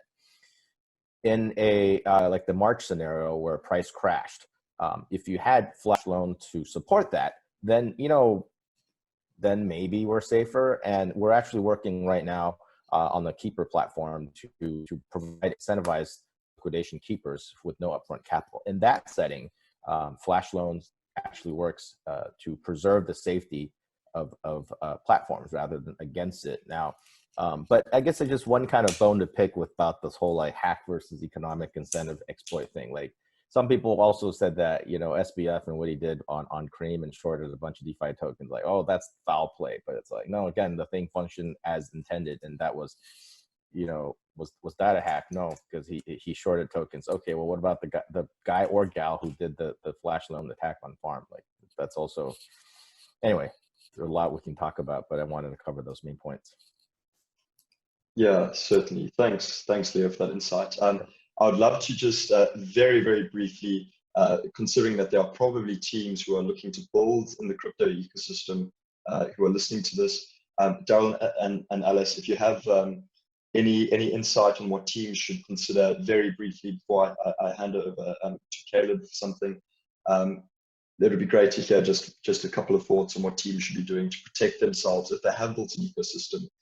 They've got it audited, the contracts work as intended, but there's this kind of worry about potentially flash loans, a huge amount of capital interfering with the systems. Are there a couple of points you would give to teams who are looking to do that? Anything worth mentioning?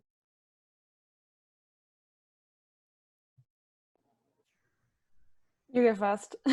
Okay, cool. Yeah, so for flash loans, I completely agree with Leo. It's a huge innovation and there's a lot of opportunity, given how innovative it is to have money at hand at the point you need it, but also fully paid back immediately.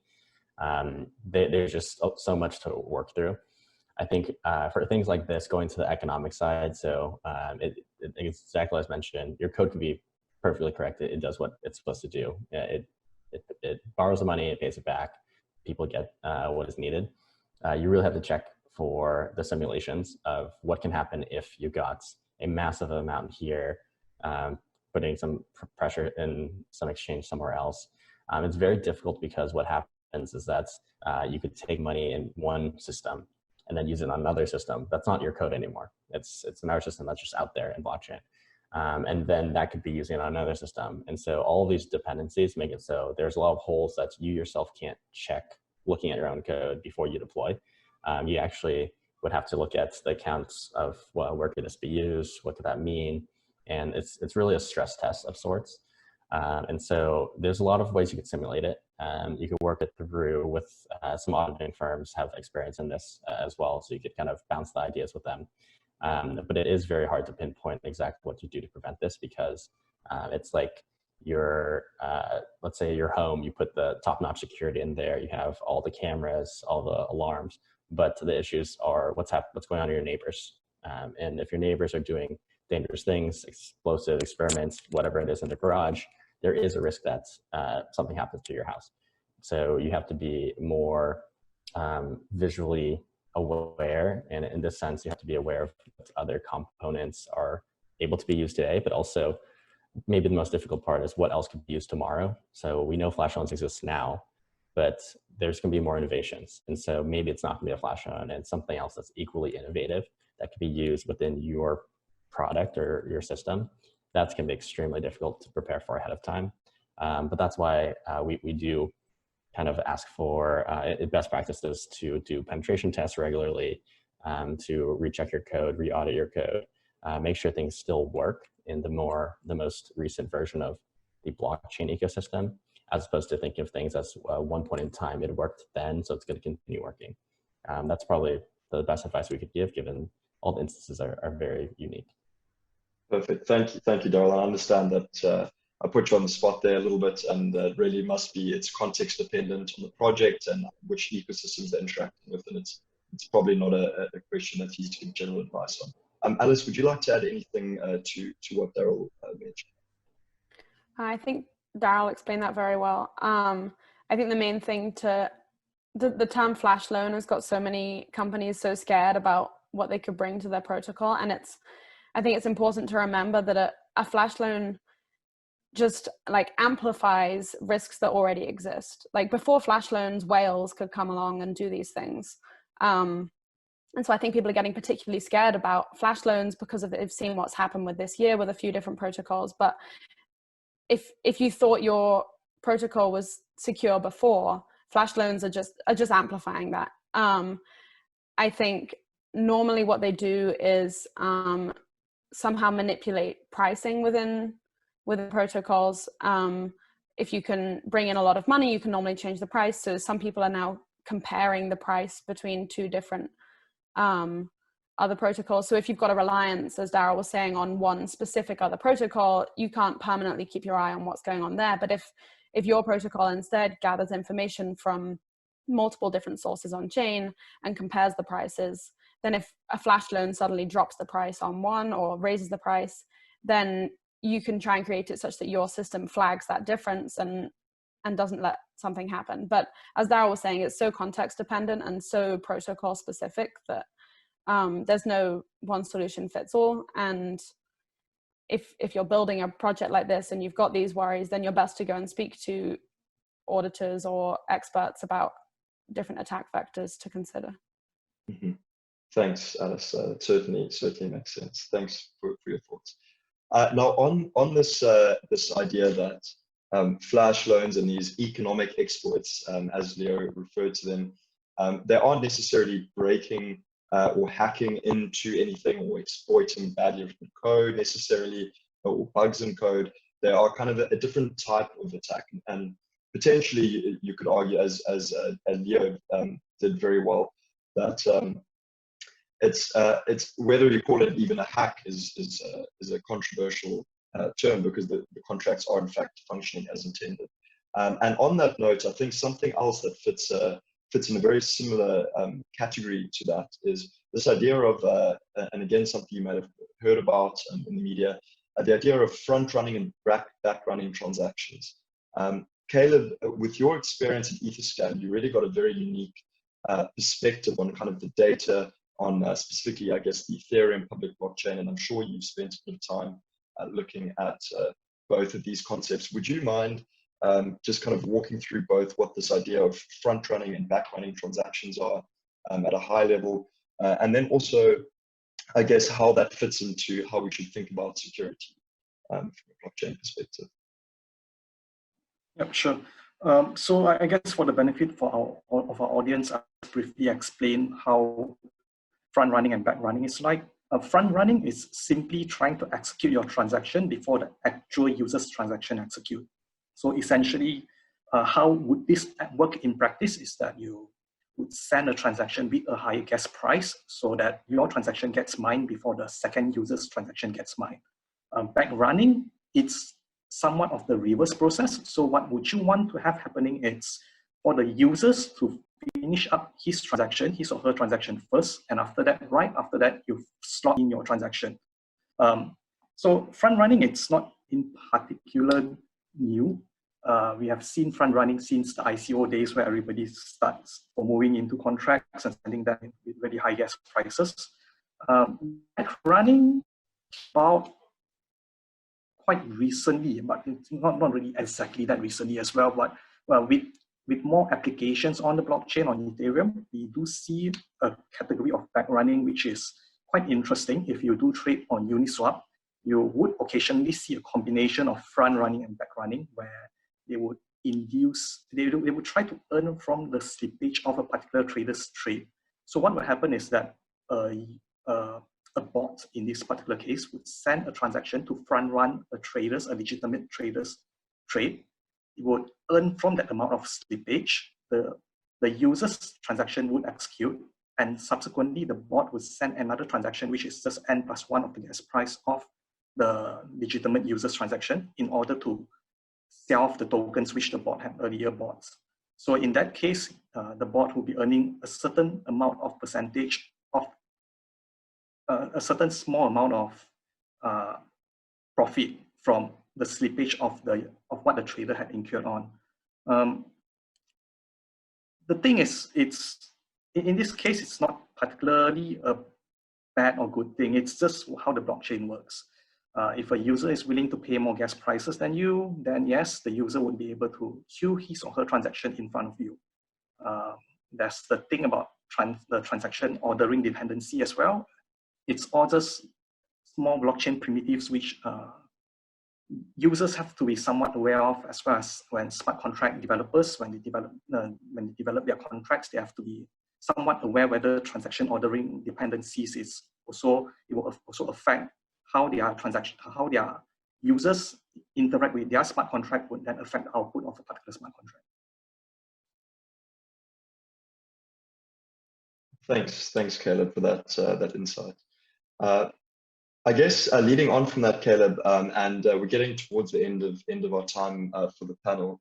I think it would be great if just as a panel we kind of summarize some of the things we've chatted about and put those into some practical steps for end users and retail users who are listening to this panel and who are looking to, for example, invest or contribute to projects in the DeFi or CeFi or blockchain space in general. What are some practical steps they can take to better understand the risk that they're getting themselves into? And feel free to just contribute to this, jump in as you will. But we'll start with you, Ken. Right. So for example, with the whole yield farming scene, okay, my view is pretty much on the extreme end. Don't ape into contracts, don't get yourself into trouble. A lot of the yield farming, especially on the Pool2 side, it's basically a huge Ponzi scheme.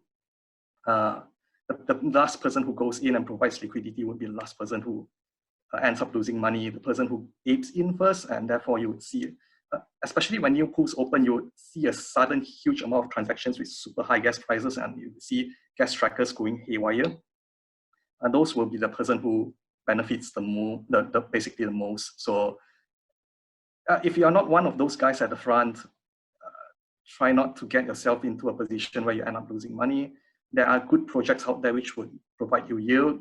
Study them. Try to see how they get the yield, how they reward their users, how they provide profits to their users. And yeah, it's your money, so don't just start giving it away. Of course, the usual sanitization things as well do apply. Make sure that you are storing your funds in hardware wallets. Be careful which dApp or Web3 portal which you're interacting with. Don't give away your private keys and stuff like that. Perfect. Thank you. Thanks, Caleb. I think all really good advice. Just to wrap up, I think if we could kind of just from the remaining panelists get your thoughts in 15 to 20 seconds, that would be great. Let's start with you, Alice, and then Daryl and Leo after. Yeah, I'd say make sure you check whether the team's been audited, look at their website, their Twitter, whatever it takes to find out whether they've been audited and open that audit. A number of audits at the top will say this was not an audit, or will say this team needs to do a lot more work before they launch their code. Look for that. because if an audit says that, or if there is no audit, then there's just a far higher risk of the protocol. Yeah, exactly. I was going to say the same, where it's good to know whether a project has gotten an audit or not and from whom, but it's the most important thing is to actually read the documents to see, did they remediate the things that are found, or did they kind of just use this as a checkbox and keep going? One area of, I guess, going into what I was mentioning of how we went decentralized, we do have on our side hosted on shield.certic.foundation a lot of our clients that have agreed to publicly disclose a numerical value associated. So that's an open, free system to check to see how some of these projects have fared as well. But I would say definitely keep things in mind and try to discern projects based off of, do the economics make sense when it comes to yield farming? Is there supply and demand for both buying and selling? Does the token survive more than just this temporary period? And all those things as you normally would with other projects. Yeah, on my end, I think a lot of the stuff really should start there, right? Because I think my fellow panelists are all highly technical, so I'm going to maybe go a little bit slower here and say just move slow generally. Don't ape into things, as Caleb said. Move slow, move slow. Is this really the thing you want to do? And if so, are you really just going to dump your whole bucket of money in there? Because that seemed like a good idea at the time. Like, don't do it. Do that. Just don't ape into things. Stay out of Pool 2. If you don't know what Pool 2 is, don't use it. And use hardware wallet. Back up your keys, not in digital formats. Don't take pictures of it. You know, don't save it on your phone in the text file. Don't put it in the Evernote. You know, stuff like that. And then if you're new to the scene, again, move slow, read stuff, listen to people talk about it, think about why people are saying the things that they do, what incentive do they have saying these things, and what do they get for you believing these things. So always think for yourself, move slow, be careful.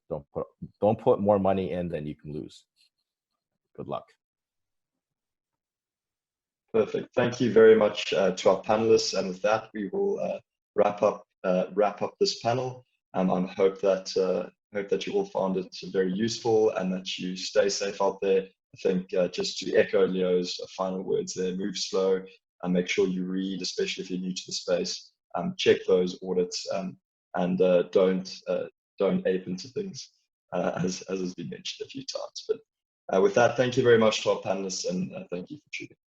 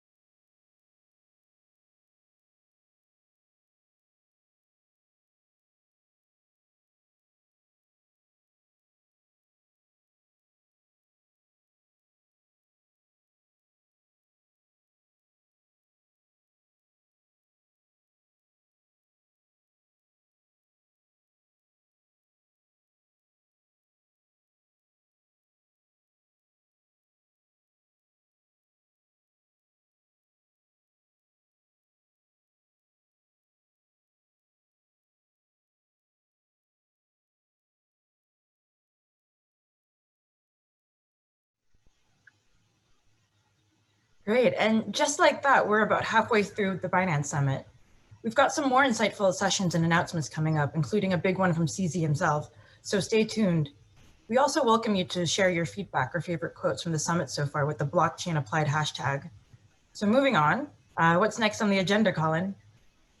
Hazel, we're very excited to introduce Scott Moore, the co-founder of Gitcoin. He's going to moderate the next panel. Take it away, Scott. Okay, thank you everyone for being here at the Binance Summit. Really excited to have our guests here today. My name is Scott. I work in a project called Gitcoin, which helps sustain open source software both in Web 2 and Web 3. And since Vincent is the first person on my screen, I'll have him go first with an introduction and pass it to the next panelist. From there, today we're here to talk about risks and rewards with respect to smart contracts and dApps, actually, which we'll notice, we'll find are slightly distinct in their topic matter. So Vincent, take it from there. Okay, thank you, Scott. Hey guys, I'm Vincent from CoinMarketCap. Previously, I'm also working as the founder of dApp Review, which is a dApp analytics platform. So currently, I'm working in CMC at the product at the PM. So we are working like a lot of data, a lot of like cool stuff around the token data and the exchange data. We also publish like some hot topic pages like DeFi, yield farming, etc. Yeah. Thank you. And Vincent, do you want to pass it to you as Ryan, or who's closer on your screen?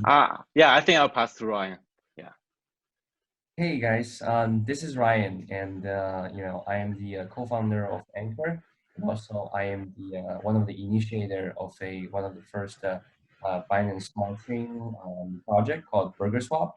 It's a community effort to build one of the first Binance swap platform, and we've been continuously adding feature and more capability to the platform. I'm very happy here and talk to everyone. Hi everyone, my name is Sajda Zouari. I'm an engineer and blockchain researcher.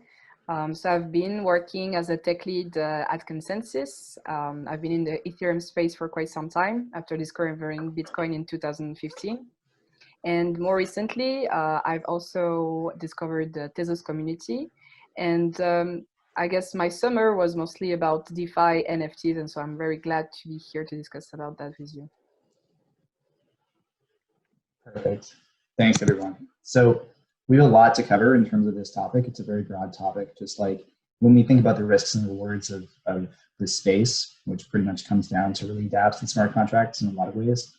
There's a lot to cover, but I want to start really high level, just to give everyone sort of some context. So like when we talk about the upside case for like dApps or for decentralized applications, there's lots of people who won't even know what that means. We don't really understand what a decentralized application is. Let's maybe start by defining that term for people. And then, in particular, if you have any ideas about like, in particular, what kinds of applications or dApps you think would be like really exciting to people, that would really get someone who doesn't know about the space interested. We'd love to hear a bit about what those are, and in particular, why you think those are so important for the ecosystem. So maybe we'll go in the same order. Vincent, if you want to start. Yeah, sure. So I think that's really good question because I have been doing this for like the past 2 years.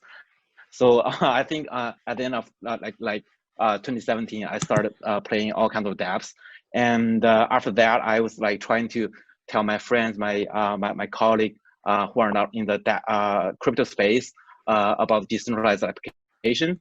And I think I think rather than using some like Siri stuff, I would use like some examples, which is relatively easier for people who know nothing about blockchain to understand. Because like a lot of people are still saying like blockchain or Bitcoin is a scam. So for the applications, I would use like a blockchain game as an example. For example, there's a really popular game in the on Ethereum, a Gaozan chain, which is like a trading card game. So it's basically like Hearthstone or like Magic the Gathering.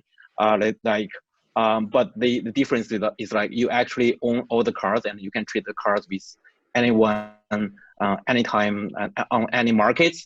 There are like a bunch of like NFT marketplace that you can trade your cards, right? But like on the centralized games like a Hearthstone, like from Blizzard, you can only you can only buy cars, you can never trade those cars. And so blockchain actually makes those games and those assets just like the physical cars, like Magic the Gathering. So you can basically really own the cars, and you can trade with your friends anytime you want and any place you want.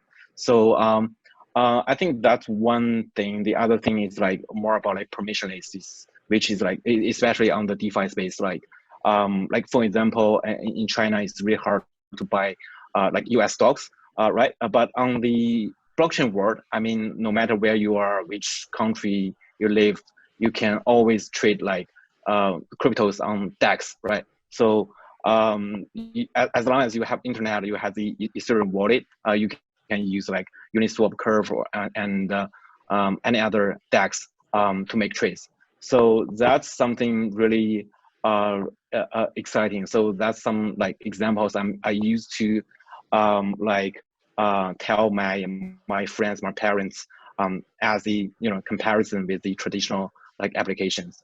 Yeah. Awesome. Any other thoughts on that before we jump into Yeah, I more guess specifics? since we're trying to explain dApps with a non-technical approach, I would say it's going to make every app more real to the user. Because right now it seems like we're all using fake apps. There is the value that is generated is not going into our pockets. The data that is being gathered is not being ruled by us. It's being gathered by third parties.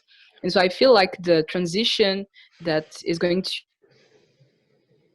to happen in people's mind, in users' mind, is everything is going to become more real. When you spend hours, to Vincent's point, playing a game, you should gain something from that, not just the platform. So if you spend hours building up your character and your XP level, you should earn something from it. And so I think what's going to happen is everything is going to become more real with Web3 apps. Yeah, I completely agree with and what you guys just said. I think to me, the way I would explain dApps or sort of decentralized applications to anyone who's not necessarily that familiar with the space, the first thing or the first line I would say is sort of your money is your money, right? It is something you should be taking care of yourself. And right away, the idea I would be the specific app I would be telling people probably is Compound. I think it's very easy to understand. Basically, you put your USDC or USDT, which effectively you can view them as USD.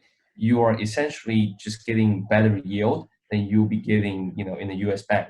I think that's a very simple way to kind of like, at least for me, try to convince people to come to the DeFi or crypto space simply because of the earliness of the space. You can simply get a better yield, better return, and I think that's one of the most effective way to explain it to everyday people who's not that familiar with the space.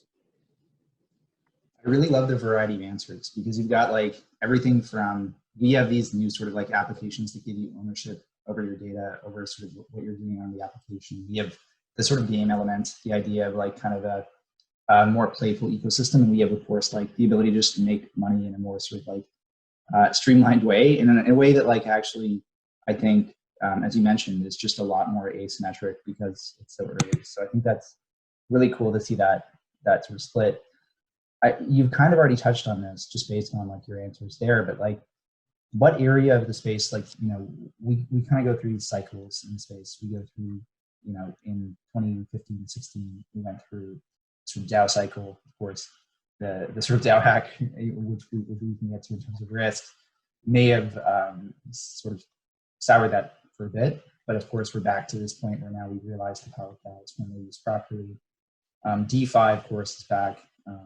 And more recently, NFTs and sort of the creator economy space, or the ownership economy space, as Jesse Walden has put it, has sort of risen again. So very curious, of these spaces, which do you think personally has, you might be biased based on what you're working on, like has the most potential right now, and why? Like, what for you makes one of these spaces so much more exciting than the other, and how have you decided to pursue it in a way that is maybe different from others that you talk to in the space?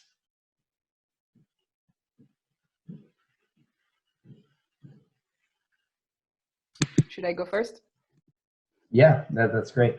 So literally the three together, like that's what I'm mostly excited about.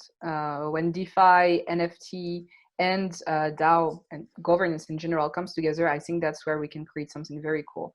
As an example of that, I've been spending some time on Crypto Voxel, which is a metaverse, and I acquired some land there just as experimenting, I would say.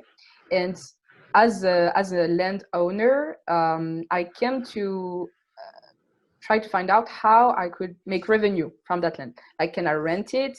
Can I give special access to people during some time frame, organize events, and so on? And so for that, you need to code added layer of rules, and so to create more software, I would say. And also that definitely relates to the DeFi, because basically we are creating financial services that will work on virtual real estates, and then we can maybe collateralize them to get more money. So like the interaction between those domains become very interesting.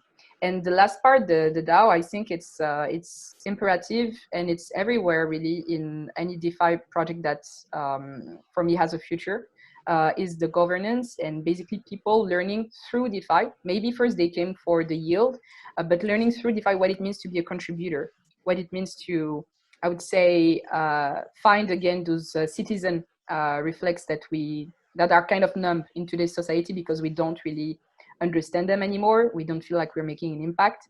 And today, investor is not like this word that represents people who come with the money and then start making decisions for everyone. Now an investor can be anyone. You can be a landowner, you can be an investor, you can be a contributor, you can vote, you can decide on the future of a protocol that is handling hundreds of millions of dollars.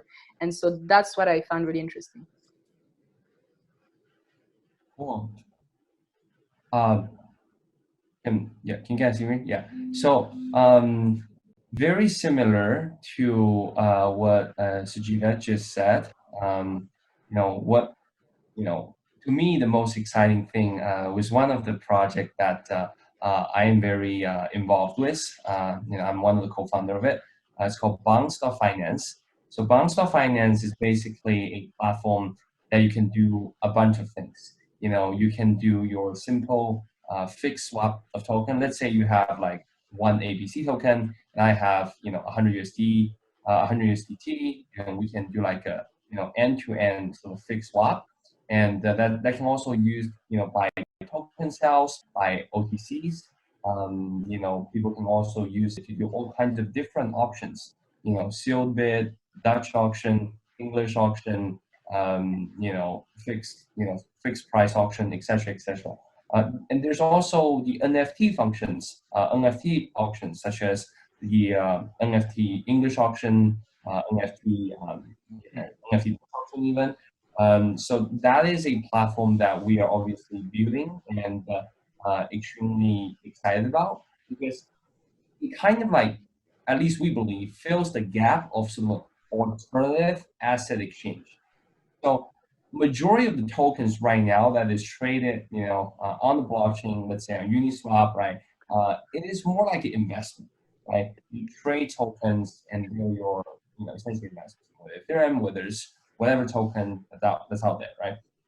But for NFTs, a lot of time it's not necessarily an investment, right? It's just like a thing, a something that you just kind of want to hold on to, right? And there's no, at least from my understanding, a very great way for decentralized OTC, and that's also a sort of a little area that Binance Finance fills in. And lastly, the governance part.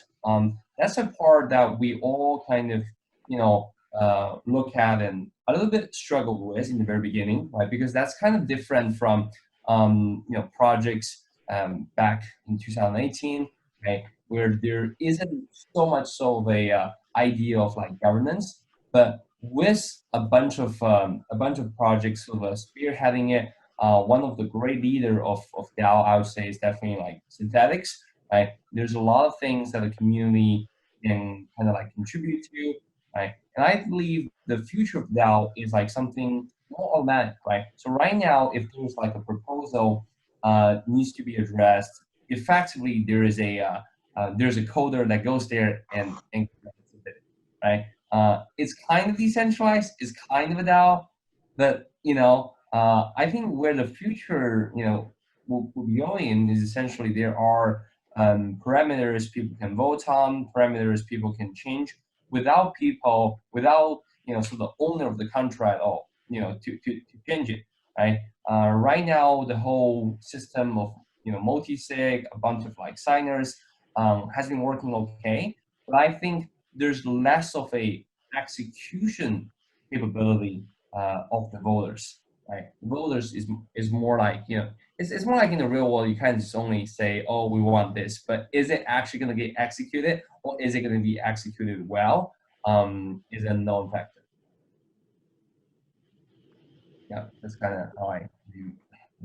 Really interesting point on governance, but Vincent, I want to hear your thoughts before I got into that part.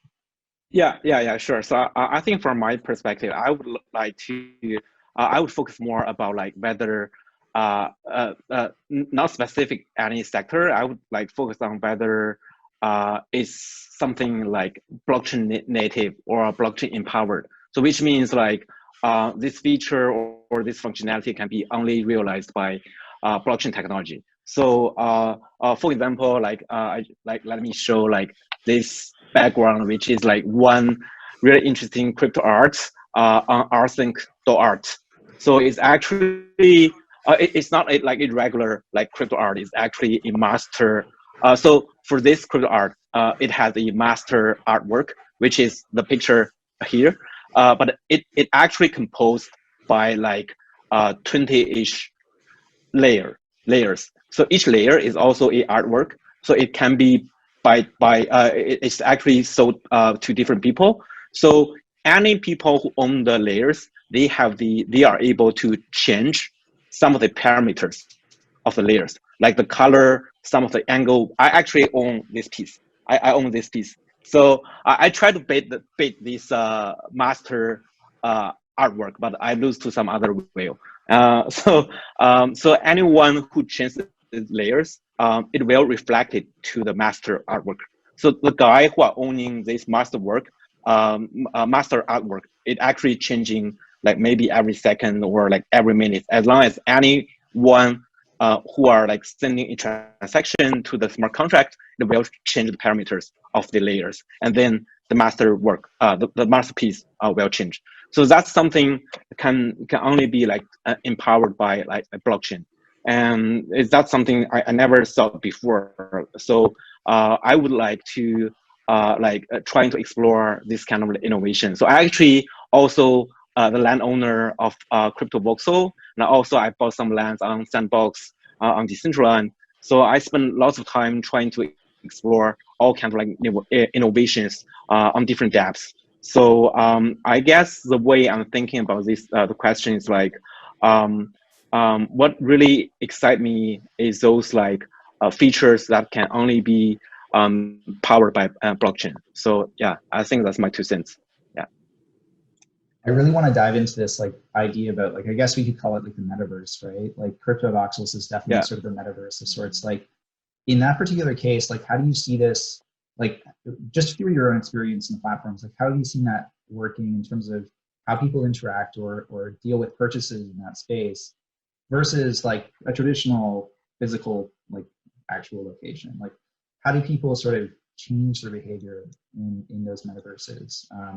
Both with respect to just like how they interact and also like with respect to how they purchase or like think about investment in those spaces. Very curious about that if you've had any experience there.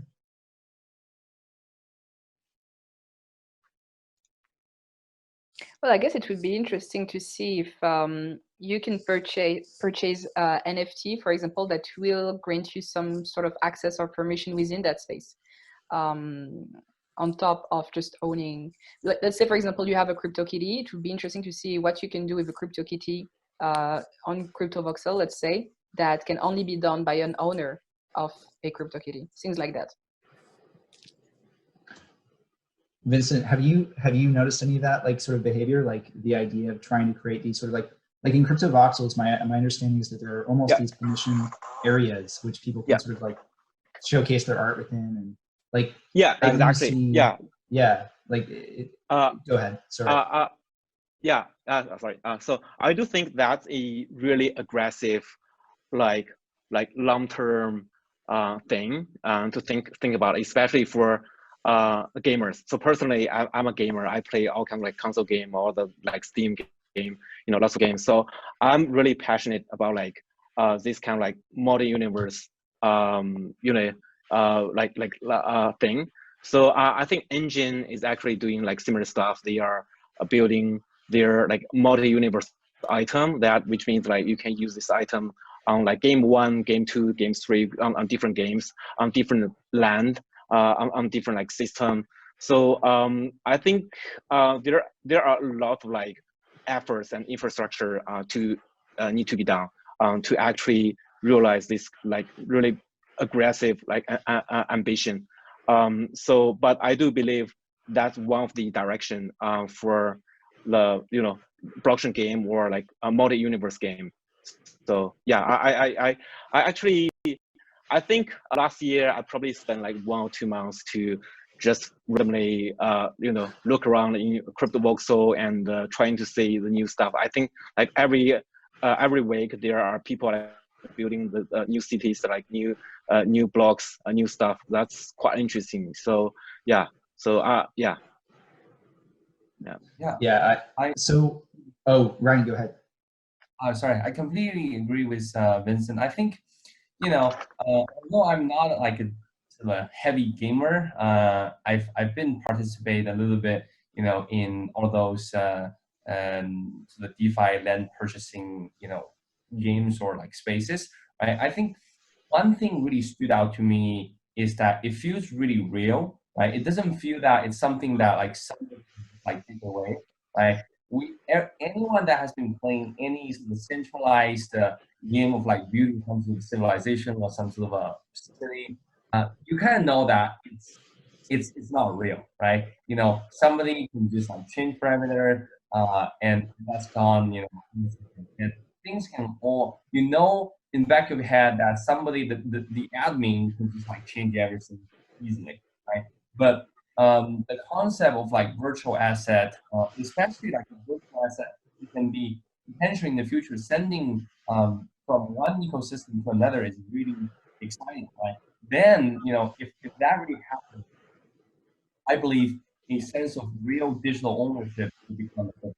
Right now, what I found is that majority of the NFTs or those digital games or blockchain-based games is somewhat of a closed ecosystem, right? But I believe there is going to be a time, you can send your artwork from Decentraland to, let's say, CryptoVoxel. Maybe, I don't know. Maybe that's like something for the future. But I totally see that's where things are going. Just something to add on that. Yeah, because I'm thinking of the fact that we talk about games a lot, and that what happened with Fortnite. What was very interesting is that people tend to hang out there. Like sometimes they don't really do anything special; they just hang out. So it's like a new location that appeared, and humans went into it. And so I see the metaverse as something like that, because there is no barrier. Like you don't have to download anything. I can send a URL to someone with the coordinates in it, and they can just appear on the map. And so that's something that is very interesting, because it expands the space that we have as people to interact and meet. And so I think that the first wave of things that we're going to see is probably a replica of the interaction that we see in the day-to-day life. And then, as Vincent said, probably something that can only happen or only make sense if you're in a blockchain-based space. But in connection with what I was saying with DeFi and things like that, I really think there is a bright future for metaverse financial services, because when people are going to be able to generate revenue or create more specific experiences on it, it will attract people. Actually, the reason why I got to discover CryptoVoxel was because after the confinement and every conference going remote, some of the panels and talks happen on CryptoVoxel, and so I just landed there. And so I think it's going to be an increasing thing. Yeah, I think the reason I wanted to sort of over-index on like the metaverse idea is because I'm personally also just very excited about that concept. I think that if you talk to anyone from Gen Z, like it's a very just like natural progression of the way that people interact, even without what's happening in the world right now and sort of the travel restrictions. People were still, you know, leveraging things like Discord as like their main place of social interaction, which is like, or Fortnite for that matter, as you mentioned. So like, I think that's really kind of unique relative to like when I grew up. Like personally, I didn't really notice those sorts of like really close-knit interactions starting in those forums. So one thing I want to kind of touch on though, which we touched on here with NFTs, just to give fair time to DeFi as well, was composability. And so Ryan, I kind of wanted to get your thoughts on like, so what does sort of like this money Lego idea look like? In the NFT space, it's kind of like this ability to take these NFTs and play with them in different environments. But in DeFi, what does that look like? What do you imagine sort of the long-term ramifications of this composability aspect looking like? Yeah, I think in DeFi, in terms of sort of the future, what I kind of envisioning, you know, I might be wrong, I could be completely wrong. I think it's just going to be more and more layering and more complex stuff that's going to happen, you know, on DeFi. Like right now, there's obviously the simple swaps, there's the lending and borrowing, right? That's the core of it right now so far, honestly, right? You know, more like stable coins like Curve, you know, lending and borrowing is Compound and Nave, etc. It is not complex financial product, right? What, you know, one project I personally am very excited about is Bridge, because there's like more layering to it. Well, supposed to, right? Right now, I think it's just like a simple farm, but it's supposed to be like a more complex layering, you know, around different yield, more and more, you know, so getting closer and closer to the traditional finance. So that's how I envision the future, and you know, it's gonna be kind of like Legos that people can build together. People can create financial assets with the protocols, right? And I think that would be very exciting, because traditionally there's always different sort of issuer and underwriters of those assets, whether it's, you know, like an investment bank or other authorities, right? But if people are going to be able to use you know, the blockchain to actually create an asset that can genuinely be believed by people, right? We always believe, well, traditionally, you know, the assets having like underwriters, right? You have Goldman Sachs, you have Morgan Stanley to underwrite certain, you know, asset or certain product, right? So with blockchain, that potentially gives a tool that you can do more complex stuff with blockchain. And I believe that's the future of DeFi, when Ethereum becomes faster and faster, when, you know, the user experience becomes smoother, when people can all do it, you know, on their phone, as if they're using their like Chase Bank app. It's a really good segue actually into what I wanted to dive into next, which is sort of the risks, which I think composability, as you mentioned, is really cool. I think the UX needs some work to that last point. But I think there's probably some other pieces that are sort of outstanding risks or even just barriers for real adoption of these, you know, both NFTs, DeFi, these other areas we talked about. So when we think about these kinds of applications, you know, what are the other risks that come to mind, and how are you seeing people address those right now in the market, you know, especially in these areas we've talked about? Yeah, I think, you know, being someone, I am not a developer myself, but, you know, because I work around and work with developers, now I kind of get the idea of it, right? The the biggest sort of shock to me is that how serious contract development is. Right? I think for traditional centralized application, the bar for the engineers really aren't that high. People make mistakes. There could be bugs. It's not real in a sense, right? Problem can happen. It can be fixed, right? But with like smart contract engineers and blockchain engineers, I think the bar is very, very high because the stakes are high, right?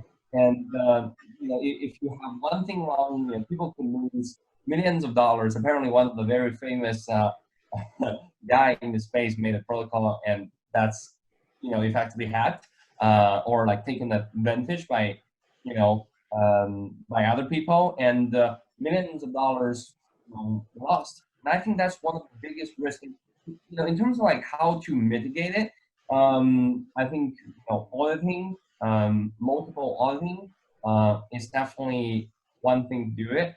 But I'd be very much so looking forward to the on-chain upgrades.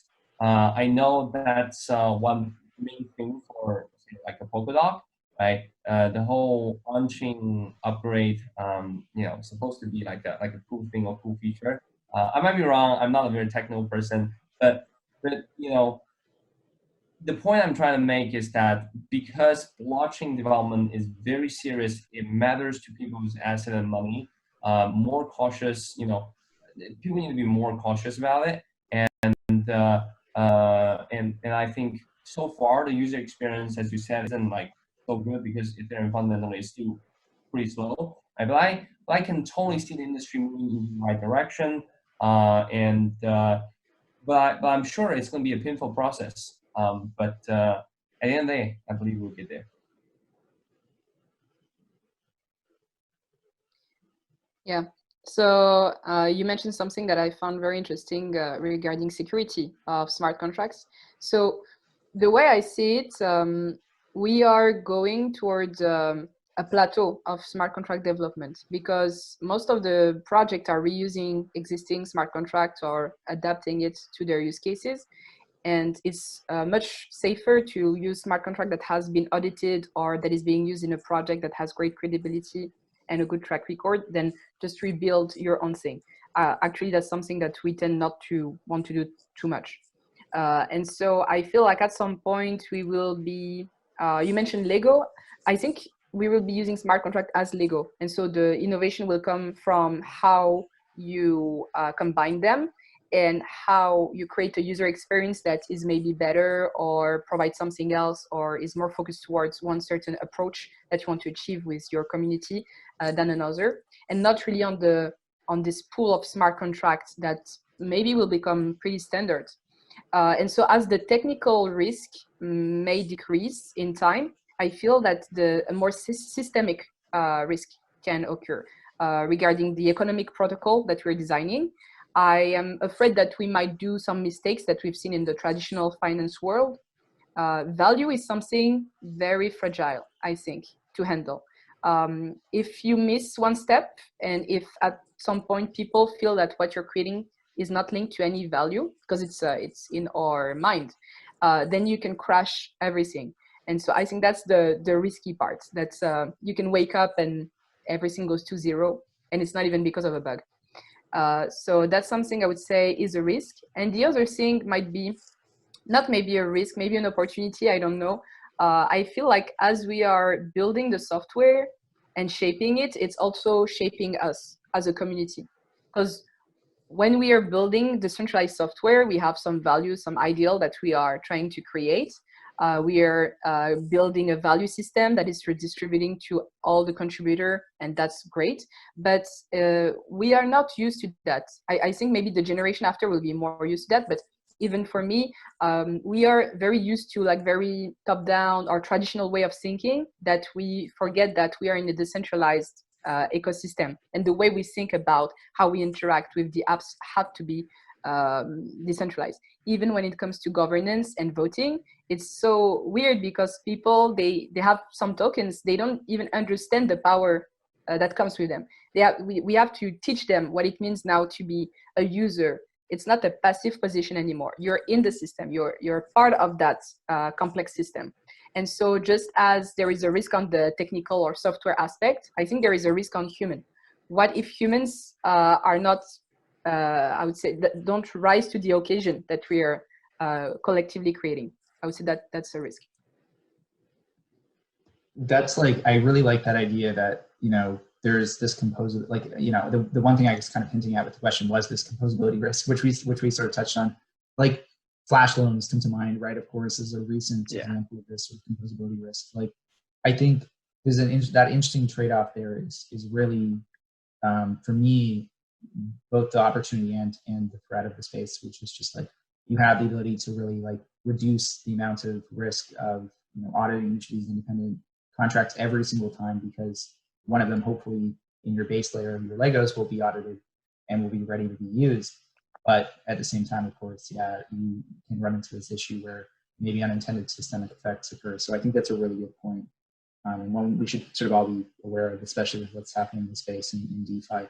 We haven't really seen anything like that happen in the NFT space or the DAO space quite as actively yet. Maybe the closest has been, you know, the MakerDAO governance flash loan issue, which arose recently. But I don't think we've seen anything like DAO to DAO at this point, which is very curious. So like, I'm very interested to see what people, you know, come up with on that front, and hopefully we'll be prepared for it when it sort of happens. But, you know, thinking about that composability risk further, like one thing we haven't touched on is sort of like the even, you know, beyond Ethereum version of that, which would be cross-chain. So like, how do we think about that risk, you know, in the cross-chain future that I think we all believe we'll get to? Like, what is that next level of sort of security and that next level of user sort of like awareness? What does that need to look like for us to be prepared?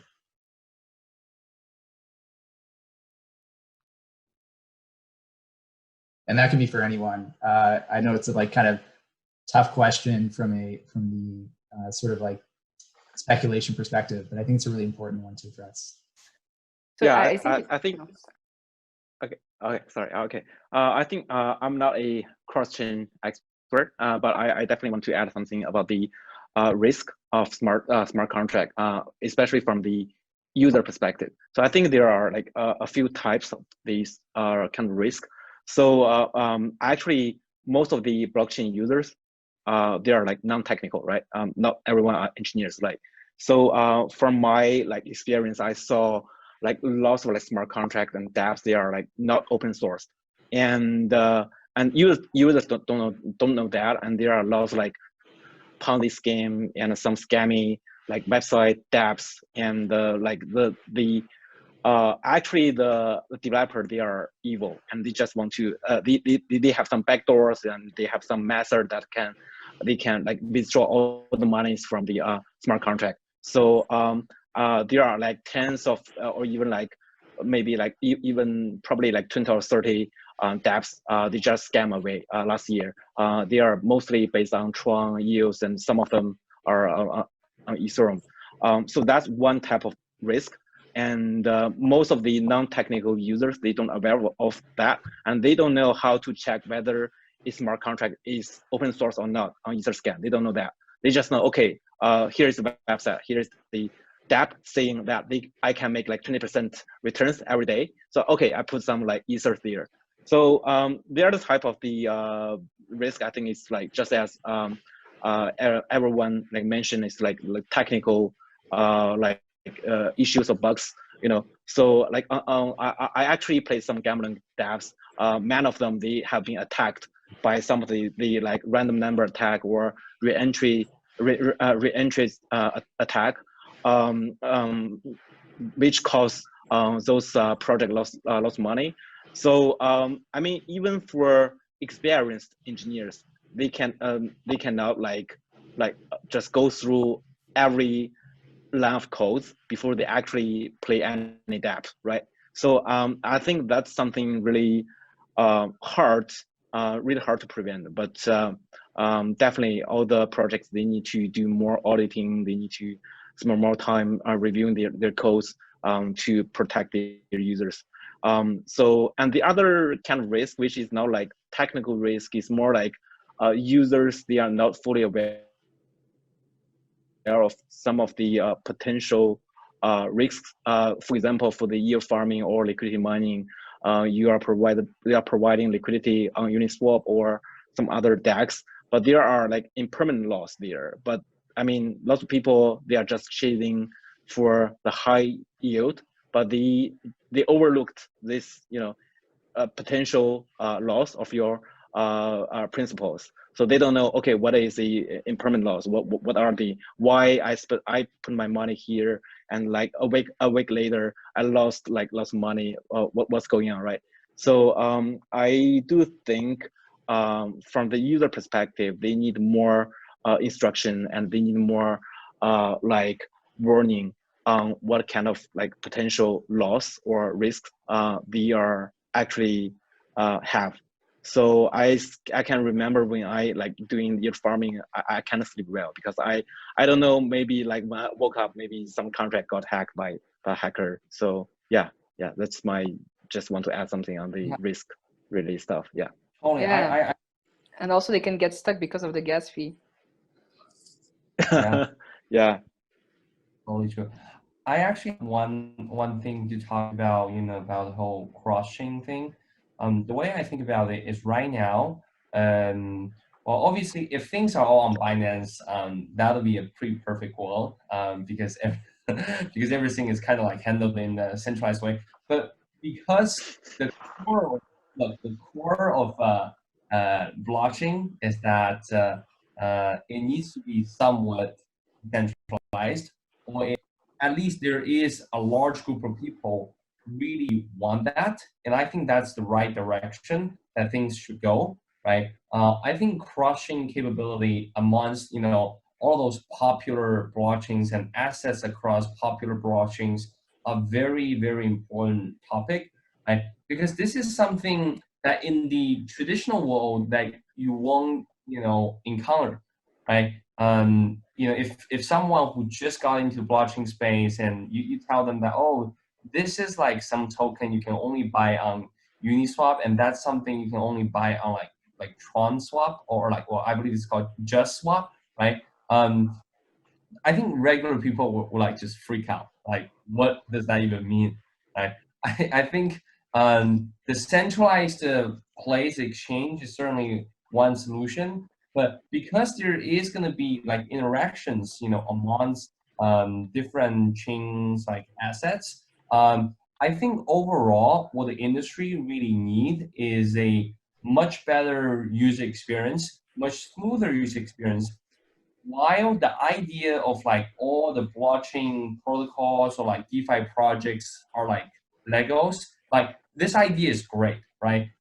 You have let's say Compound, do lending and borrowing, you have Uniswap, do trading, right? So what a normal user are looking for is a super app, right? It's some place that you can kind of do everything easily, smoothly, right? I believe a lot of traditional banks are doing kind of acquisition of trading apps or whatever, right? Just so that they can give their user the feeling that with the money in the bank, you can do A, B, C, D, F, G, right? You can lend money, you can even buy a house or whatever, right? But I believe that is the future, of blockchain, and which means a better user experience. Fundamentally, finally, we need to have more and more everyday people come to blockchain so that the industry can become more and more successful, and there's going to be more and more volume, in the industry. Right? User experience is very important, and one key problem or one key challenge the industry as a whole need to address is the whole cross-chain capability.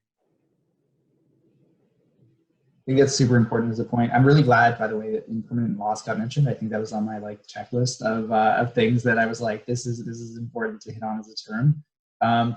I really want to thank you all for being here. I think we're a bit over time actually on my side, but I want to give you all one last sort of closing thought, on what you see coming up in the space that you want to sort of shout out to, anything that you're working on that you want people to check out. One last sort of quick thought, and then we'll wrap.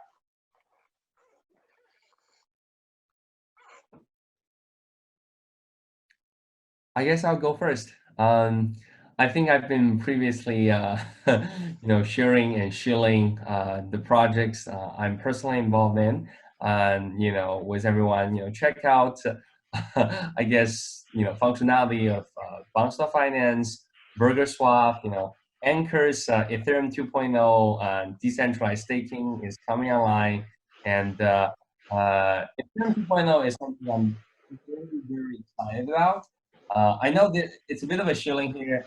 But look, if Ethereum doesn't have a successful 2.0, the entire blockchain space will have a huge bottleneck to kind of go through. Because right now, the usability of DeFi protocols is almost zero, in my opinion, right? Like, we are people who work in the industry, so we feel it's kind of okay. But the other day, there's a funny fact. There's the other day, I have a friend who's working, I guess traditional finance. He actually trades like Bitcoin and whatever, right? First time I tell him, oh, Uniswap is great. You should probably trade it out.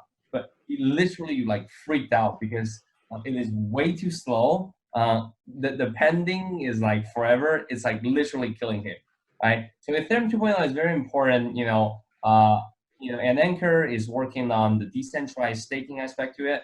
So instead of like going through a very complex, process of like setting up your validators, etc., you can do it very easily with Anchor. And obviously, Bounce Finance is a unique alternative market auction protocol for everyone, and on the BSC, project I'm involved with, this is, Burger Swap. The core development team is continuously pushing out new, features and to empower, the ecosystem, because we believe, Binance Smart Chain is one of the most great innovation that's here. It's almost like a preview of Ethereum 2.0, right? Because it's kind of like Ethereum, but it's much faster. It's much more friendly for like normal people. I personally don't even really like to use Uniswap because it is very slow. But with BSC, things are very quick. So yeah, I've been shilling 3 things, but I think those are stuff that I'm all very passionate about, and I'm devoting all my time to hopefully can help the ecosystem to thrive. Just wanted to go back on the concept of rewards. That's something that I really liked about the title of this panel, Risk and Rewards. The sociological component of smart contract and dApps is very interesting because I believe if we apply that, some tools that come from that, like rewards and punishment, we can find ways to secure and diminish the risk on those systems. I would say even if there are bugs, we might even, with the right incentives, create a way where it's more interesting to report a bug than to exploit it. And so I really think that we should leverage more the human component of all those decentralized systems that we're building, the community, and even tap into those other soft sciences, I would say, because we've been training a number of things from, I would say, from animals to AI. And maybe that applies as well in the blockchain space. So that's something that would be very interesting to see. And slashing, as an example, is something that we use in many protocols to make sure that the validators behave in a certain way. And to finish, I guess my last point would be on crypto permaculture, because I see it was added on my card. So it's not really a joke. It's actually because when I started farming on DeFi this summer, it was also the time when I started studying permaculture due to the COVID context. I thought it was interesting to see what were our dependencies, just like we do with code, but as a human. What do we rely on, and what happened when you don't have access to that? And so I saw that quote that growing your own food is as important as growing your own money. And so for me, it's the same idea with Bitcoin, same idea with what we are doing with Ethereum and blockchains, and with permaculture. And the 3 rules of permaculture that I think would be interesting if they apply to the DeFi ecosystem and the mindset that can be sometimes a little bit too degenerate. is you have to take care of the earth. So maybe for us, it will be our market, the reputation, maybe stop the rug pulls, things like that. To take care of the human, the people, the family, the people around you. And the last one is to share. And so sharing, it might mean for us to create value chains where people are paid fairly based on their contribution.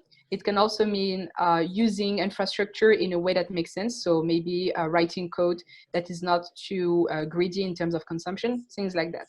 And so I just felt like permaculture and crypto were a good mix in terms of philosophy and design. Awesome. Vincent, last thought. Yeah, okay. So in CMC, we are actually doing really huge updates with the new UI UX and with more accurate data. And also we will delivering more interesting features and functionalities in this quarter. So come to visit CoinMarketCap every day and watch Bitcoin price to reach the all-time high. So that's a good note to leave it on. Yeah. Thank you everyone for coming. And looking forward to seeing what happens in the space in the next 12 to 18 months. Super excited. Cheers. Enjoy the rest of the conference.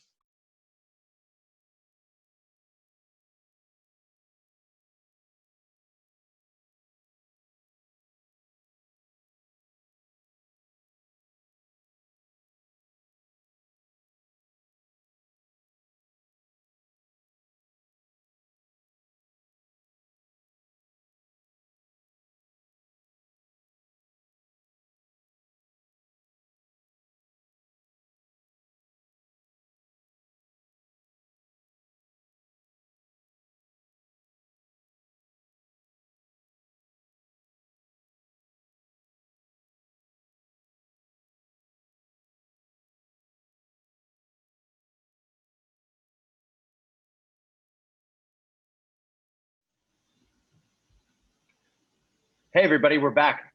That was a really awesome discussion. I actually had a bunch of critical takeaways on blockchain development there. In particular, I like the point about permaculture. That was a really cool analogy.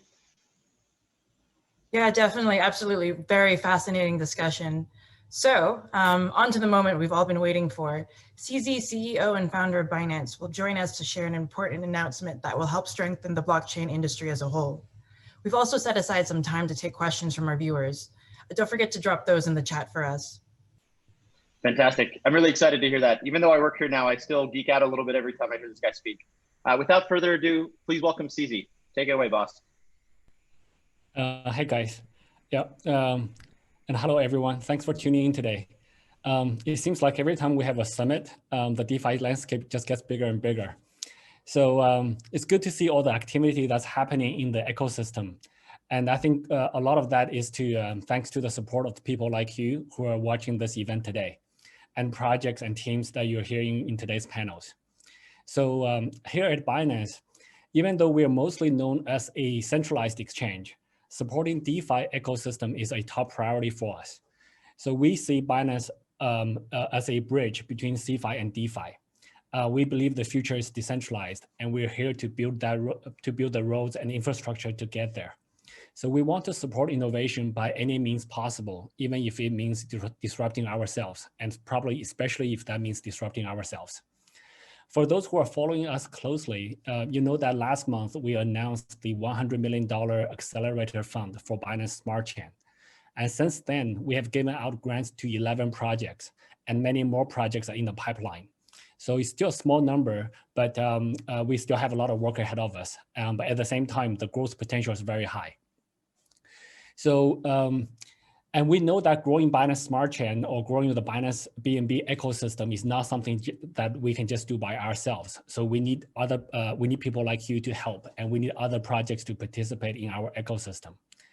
So there are a bunch of different parties that are all pushing towards decentralization. And there's one, and that's one of the reasons why we made Binance Smart Chain compatible with Ethereum. The interoperability allows developers to easily port over their Ethereum-based projects. And it's a feature that's requested by many developers within our community. And the Binance Smart Chain team delivered that. So that brings us to today's announcement. I'm really excited to share that we're pledging to donate $100,000 to the next Gitcoin grant matching round to support up and coming Ethereum projects. So a portion of the funds will go towards their hackathon on the public good and the growing Web3 themes. For those who are not familiar with Gitcoin, Gitcoin is a great platform for Ethereum developers that funds open source blockchain projects and have a focus on Web3 development. The premise of Web3 or Web 3.0 or decentralized web, however you want to call it, that the Bitcoin protocol introduced, things like trustless infrastructure, peer-to-peer connectivity, giving control to protocols rather than intermediaries, and building that trust and verifiability into core layers of the web. So we think this is a really important initiative, and we want to support Ethereum developers with a 100K donation to the next Gitcoin grant matching round, so that they're able to identify and invest in the next generation of decentralized applications and services. So we want to continue to do what we can to build the crypto industry as a whole and build more infrastructure for the future DeFi economy. And the future is decentralized, and we see Binance as a bridge to get there. So that's it from me. I'll take any questions if there are any. Fantastic. Thanks for that update, CZ. Can you hear me? Yep. Yeah, here we go. Awesome. So for starters, I think the donation will be a really great building block for more blockchain solutions. On that note, the first question here is, we wonder if there are specific updates from the Binance Smart Chain that you can share today. Yeah, actually, there's quite a lot of updates. I guess there are three highlights I want to share. So first of all, we are working on creating what we call a wallet direct, which is a bridge service that will link Binance.com with crypto wallets and support two-side transfers with one click. So we think that next week or 2 weeks, Wallet Direct will connect Binance.com with Binance Chain wallet, with more Binance Smart Chain partner wallets to come soon. So with Wallet Direct, you can use your crypto wallet to conveniently shift your funds between centralized and decentralized exchanges.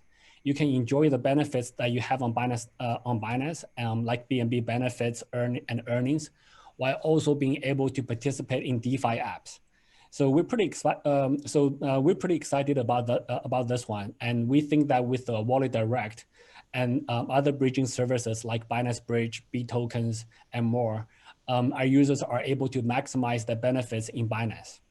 So speaking of B tokens, we recently created this wrapped tokens on Ethereum as part of our upgrade to the Token Canal project. So originally, Token Canal project was wrapping tokens onto Binance Smart Chain. So now we do both onto Binance Smart Chain and as well as Ethereum. So right now we have wrapped BTC DOT, Filecoin, WRX, WeatherX into ERC token, into ERC20 tokens. They're named BBTC, BDOT, BFIL, and BWRX, respectively.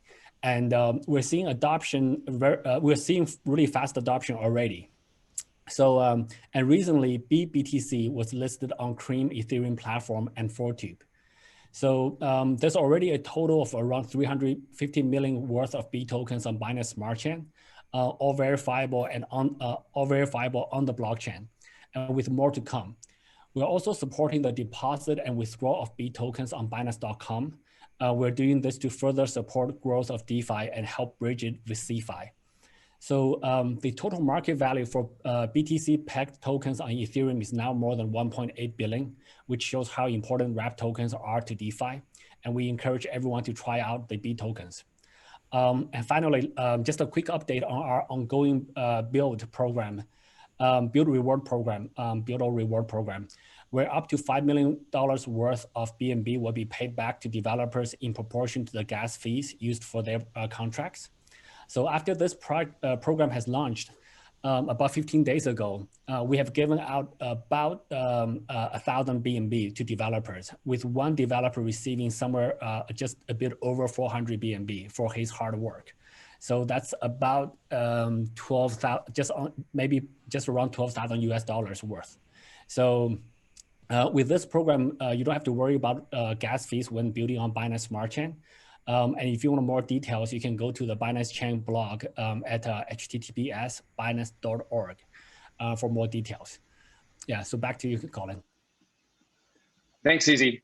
Very exciting that we're supporting dApps even beyond kind of just the Binance Smart Chain. The next question is this: do you think that the Ethereum network will be able to scale to support the Web3 initiative? I think the current Ethereum 1.0 is probably will not be able to scale to that level. It's already maxed out. So we'll have to see about Ethereum 2.0. So there's a lot of hope and bets being placed on Ethereum 2.0, and I myself and we as a team really wants to support it. I think Ethereum 2.0 will take some time to come out fully. So even though the deposit smart contract is out, but I think the full version of it with improved performance, improved speed will probably take multiple years to arrive. So we want to do everything to support it. And at the same time, we offer Binance Smart Chain as an alternative platform for developers to deploy their smart contracts. So it's also important to point out that while Binance Smart Chain and Ethereum are two separate blockchains, they're not competitors. So in the blockchain ecosystem, we compete for talented developers and entrepreneurs. But as a blockchain industry, we need to work together and innovate and find more use cases for the blockchain ecosystem at large. So that's how we view it. Great, thanks, Zizi. I think our audience will have a lot to say about that in the chat. I actually have another question for you. How will this grant benefit Binance Smart Chain and Binance as a whole? Sure. I mean, we benefit in a lot of different ways. So first of all, Binance Smart Chain is a 100% Ethereum compatible blockchain. So if we take an analogy of we're being the IBM compatible PCs, the IBM compatible PC makers want IBM PC standards to continue to be adopted and to continue to grow, and probably less so at the time about Macs. But even though in this case for us, we actually support all the blockchains in the ecosystem. We want the industry to grow. And when Ethereum grows, there will be more usage for Binance Smart Chain as well. And also when the industry grows, Binance.com, the centralized exchange, benefits as well. So we just want to grow the pie. We wanted the industry to grow. Fantastic. Thanks for that, CZ. I think we do have a few questions from the audience. Let's pull some of those up here. Hazel, would you like to take the first one? Yeah, definitely. So our first question here is from Arnold. And he asked, how will the release of central bank digital currencies affect the mass adoption of DeFi? I think there's a few different possibilities that could happen. I think number one is having central banks issue digital currencies is a really good validation of blockchain tokens, DeFi, etc. I do believe the first versions of central bank digital currencies are going to be centralized to a large extent. I think they're mostly going to be digital versions of the current fiat currencies. So they may use the blockchain as a technology. They may use encryption, but I think those things are they will be issued by a central party. They most likely will not be limited supply. There's probably restrictions on transferring, etc. So the first versions of it may not carry as much freedom and as cryptocurrency, the sort of native cryptocurrencies today. But I think that, having more currencies or having more digital currencies, even central bank digital currencies, are going to be a huge booster to the crypto adoption, which in turn helps DeFi. Yeah. Fantastic. This next question here is from Carpathian Wolves. I'm guessing that's a pseudonym on Twitter. The question is, in the future, do you think ETH will surpass BTC? Bit of a speculative question there for you. Yeah, I mean, so I always answer as anything is possible in the future. So Ethereum could potentially overtake Bitcoin. Bitcoin potentially could also overtake everything else. So anything is possible. So those things are, I'm not going to predict that it's going to happen within a number of years or it's guaranteed to happen. So so the way I tend to view the world is anything's possible. We have seen a lot of weird things. We have seen a lot of crazy things happen. I'm not predicting that Ethereum will or will not, but it's definitely possible. But I think we should be ready for all possibilities in the future. And I even think that BNB also have a possibility in the future. So I'm not predicting anything, but so just saying that anything is possible in the future. Fantastic. Yeah, the race is still going. The next question here is from Ludi, and this person asks, will it be possible for a Binance Smart Chain wallet to also, I think, to also maybe transact with fiat on and off ramp while remaining decentralized? I think that's a little bit tricky, to be honest. I don't know of any decentralized services that are able to take on fiat channels. That's not a problem with the decentralized services. It's mostly with any fiat channel. They want to do KYC. They're more used to servicing a centralized party. They don't work in decentralized fashion. So I don't see a way today to solve that problem. As soon as you touch fiat, the banks wants to do a bunch of KYC, AML. There's a lot of processes. So on top of my head, I don't know of a way to achieve that. But as I said just a minute ago, anything could be possible in the future. Who knows if somebody invents something later on. Okay, great. Thank you. So our next question is from the Crypto Africa community, and they're asking, will it be possible to trade futures in Binance Smart Chain? So there are, yes, again, that's a definite possibility. That's actually, I would even say that's just a question of when, not if. So I do know there are a number of projects who are working on decentralized on-chain derivatives with futures, options, prediction markets, etc. So those things are definitely possible. We now have very good oracles on Binance Smart Chain already. There are 2 of them already. And I think, yeah, I do foresee that in the short future, we should see futures, options, prediction markets, other derivatives. It should be really exciting, actually. Great. Yeah, we're definitely going to be looking forward to all of that. So we got another question here from Abdullah Azaz, and he says, I'm a Binance user from a country that doesn't like cryptocurrency very much. Should I be worried my account could be suspended? For example, my country makes it illegal. So right now, if in your country that it's okay to hold cryptocurrencies and it's okay to use Binance.com, then we rarely freeze assets. We don't try to take funds away from users. That's just not good for business. That's not good for our reputation. That's not what we want. That's just in violation of my personal principles and also principles of our team. So in the event that that regulations change in your jurisdiction, we will give you a grace period to withdraw your funds, etc. So we don't hold people's funds for that matter. So we generally just give people a grace period for them to withdraw, then it's really up to them to withdraw. So there's always a grace period. We don't confiscate people's funds. That's not what we do. Yeah, and that's something that's important to note for all our users. Yeah, so we're not the police. We're not regulators. We don't just take people's funds and run away, or we don't run away either. So we're here for the long run, and we want to. If there are typically when this happens, the regulations will have a grace period anyway, and we will follow that. We'll give a grace period for people to withdraw their funds. And so far, we have never held anybody's funds for this type of reasons.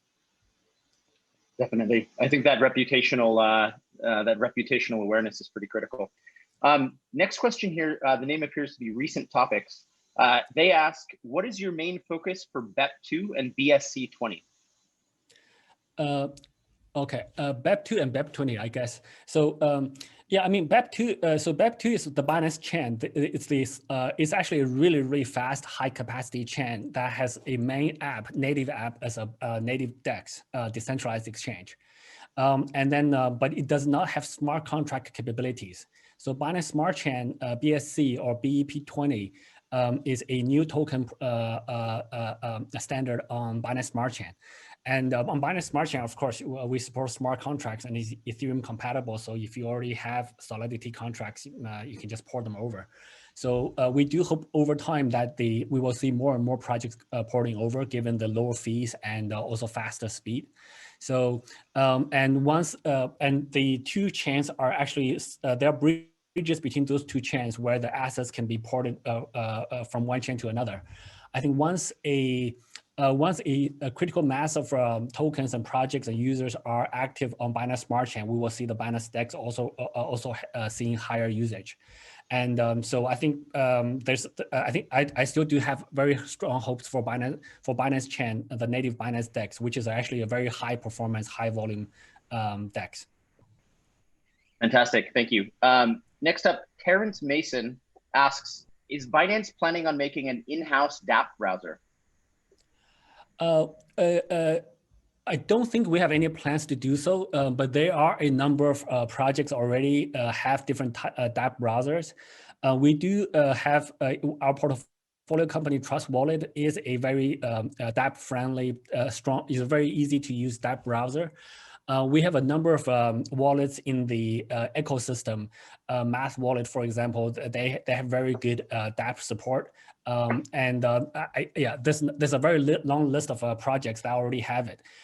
Today, we don't have a project or initiative within Binance.com that will do a dApp browser, but we actually do want to encourage this by using the sort of the Binance ecosystem fund to give grants or to give investments to other projects to do this.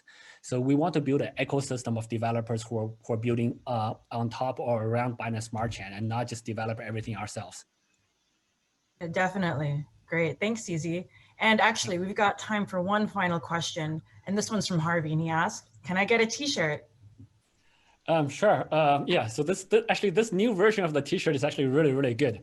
It's like very silky and very light. It's really well, I guess in most places it's summer now. Oh, it's winter now. So, but it's great for summer, for the hot weather.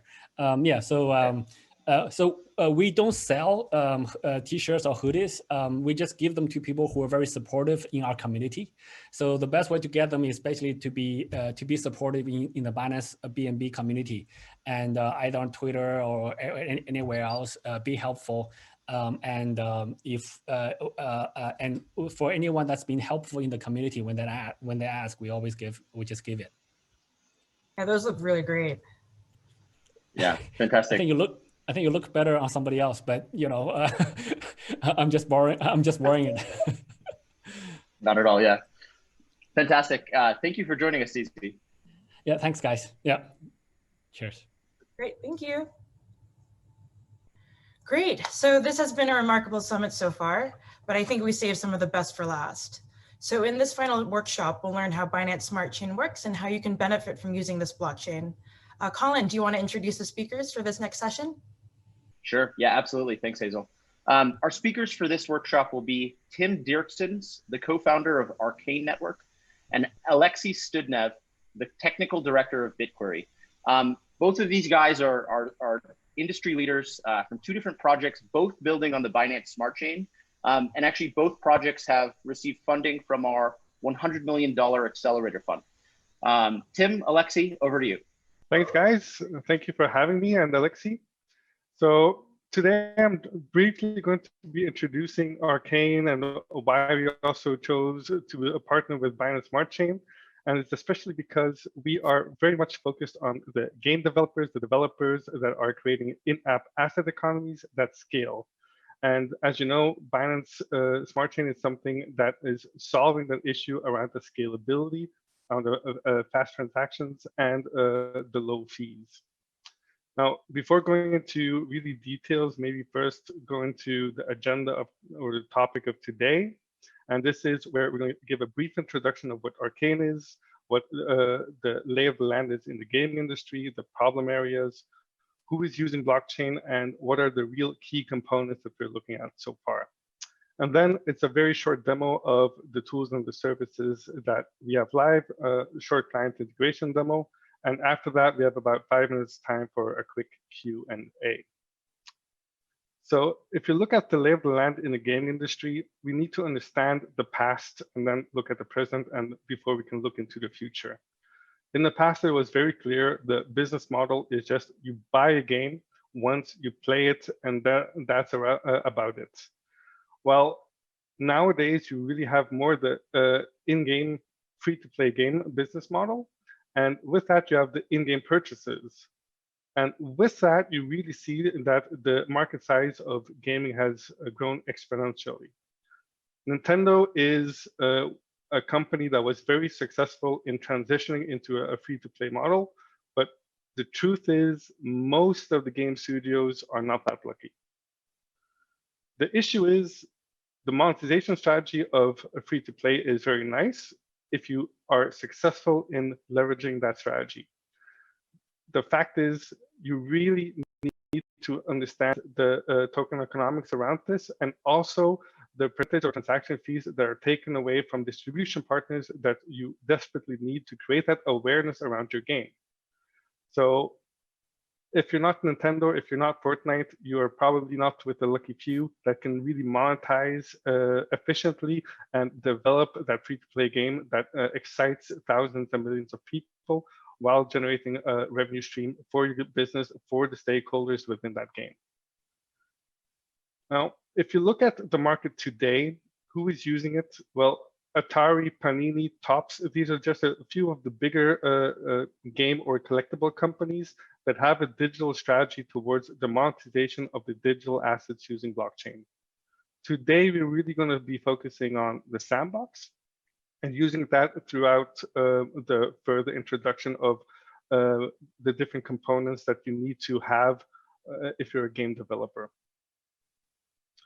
So what is important for the game developer or the game studio? Well, they need to understand that they're going to be building a business model around the monetization of game assets and develop an asset economy around that that is very user-centric. They really understand that the end user is not just an end user. They are a vital part of the ecosystem. So they need to give them value to those players that is something more than just a pastime. What we see, if you're talking about the monetization of game assets or assets in general, there are really 7 key elements that are intersecting in multiple ways, and you really need to understand each of them. And what we try to do is represent them as different components so that the developers, they can really concentrate on what they are doing best. So we're going to use a client example to go through each and every component like that. So the first component, the game studio, the game developer, we want them to focus on the game concept, and not really about the blockchain technology itself. So if you look at the Sandbox, this is a game that was founded in 2011. They had more than 40 million downloads, and they had an active player community. And by talking with the player community, they understood something very important. How can they create more value for the players? And this is how blockchain technology comes into place. It's by transferring the ownership of the in-game asset to the player in a fair and transparent manner. And that's where they see the value and the use of blockchain technology for their game ecosystem and virtual ecosystem. So they really leverage blockchain technology to create a game asset and register that on a blockchain so that the ownership of the asset can be transferred from one person to the next. And the blockchain technology acts as an in-game payment and settlement system. Now, another thing that you need to realize is if you're dealing with blockchain, you have a lot of hype that goes along with it, but you also know that it's today a technology that does not scale that well, especially if you leverage Ethereum at the moment. So there, the transaction costs are very high and the transaction speeds are very low. And here you need a very good strategy saying, okay, the game developers, they're starting out in Ethereum, they're piloting the test cases using blockchain technology to change that business model to create a more fair transfer of ownership of the assets. And you need to think about what is holding into the future. And here, what I think that Binance X, the Binance Smart Chain does very well is being EVM compatible they allow the game studios that are using blockchain today to shift to a blockchain that can support their scaling needs. So that is a very smart approach that they've took into place. And what we want to do is facilitate that transaction or the migration from one chain to another, because what we want to do is support the game studio in everything that they need so that they can be successful. When it comes down to being successful, they need to focus on the game concept and not implementing the blockchain itself. So we want to provide them the tools that they need. These are plugins, SDKs, everything what we can do to bring it to their technology that they're using today, and not make them learn the specific communication streams that you need to develop on blockchain. So it's really that gap that we want to do away with and embrace that traditional players have their way of working, but we need to smoothen their route or that gateway experience to start building an integration with blockchain technology. And that's what we want to bring forward as a value to them. Now, being developer friendly is one thing, but when you're talking about games and in-app ecosystems, you also need the ability to onboard a massive number of players. Most of the players are not going to be blockchain savvy, crypto savvy, and they need a system that they can use and they can trust, so that they can integrate with the platform and with the blockchain technology. So how do we do that for the sandbox, for example, is we allow a user to log into the sandbox using Google, Twitter, Facebook, like any social authentication system. And with that, we also create the blockchain wallet for the end user. And this is where, in the beginning, it's a recoverable blockchain wallet that is linked to that social account, and they can use that to further interact with the platform. You need to realize that most of these users, they do not yet understand what blockchain is, and making them understand what the private key is, that concept is just way too difficult. And there's a lot of education that needs to happen to play the game and to work with blockchain. So the learning curve, the first stepping stones need to be as simple as possible. Now, there are two components left for the game studio to take into account, and with the sandbox as a prime example in that, this is a virtual ecosystem that is involving user-generated content. So they are involving hundreds or even thousands of game designers to create digital assets, so they can be used within the sandbox. So inviting stakeholders to create those assets is a very crucial part, and those people need to be able to register a digital asset on blockchain and put that up for sale. And that last part is where you create a valuable marketplace for the game designers to actually sell the game assets that will be used by other gamers, by other players within that game ecosystem. So, and that's creating that virtual marketplace, but also providing the tools for the game designers so that they can create the digital assets on blockchain technology in the form of an NFT. With that, I'm now going shortly into the demo. So we took the 7 components and we highlighted the sandbox. And now I'm going to quickly show you how you can integrate Arcane and link a blockchain wallet to the sandbox.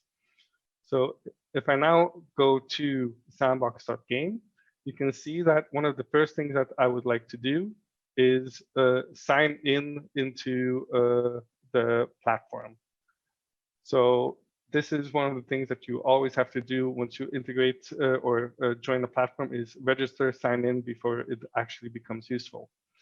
The tech savvy, everybody that already is in blockchain, they can connect with MetaMask, but to onboard mainstream users, they really are more comfortable with Google, Twitter, Facebook, any of these social platforms.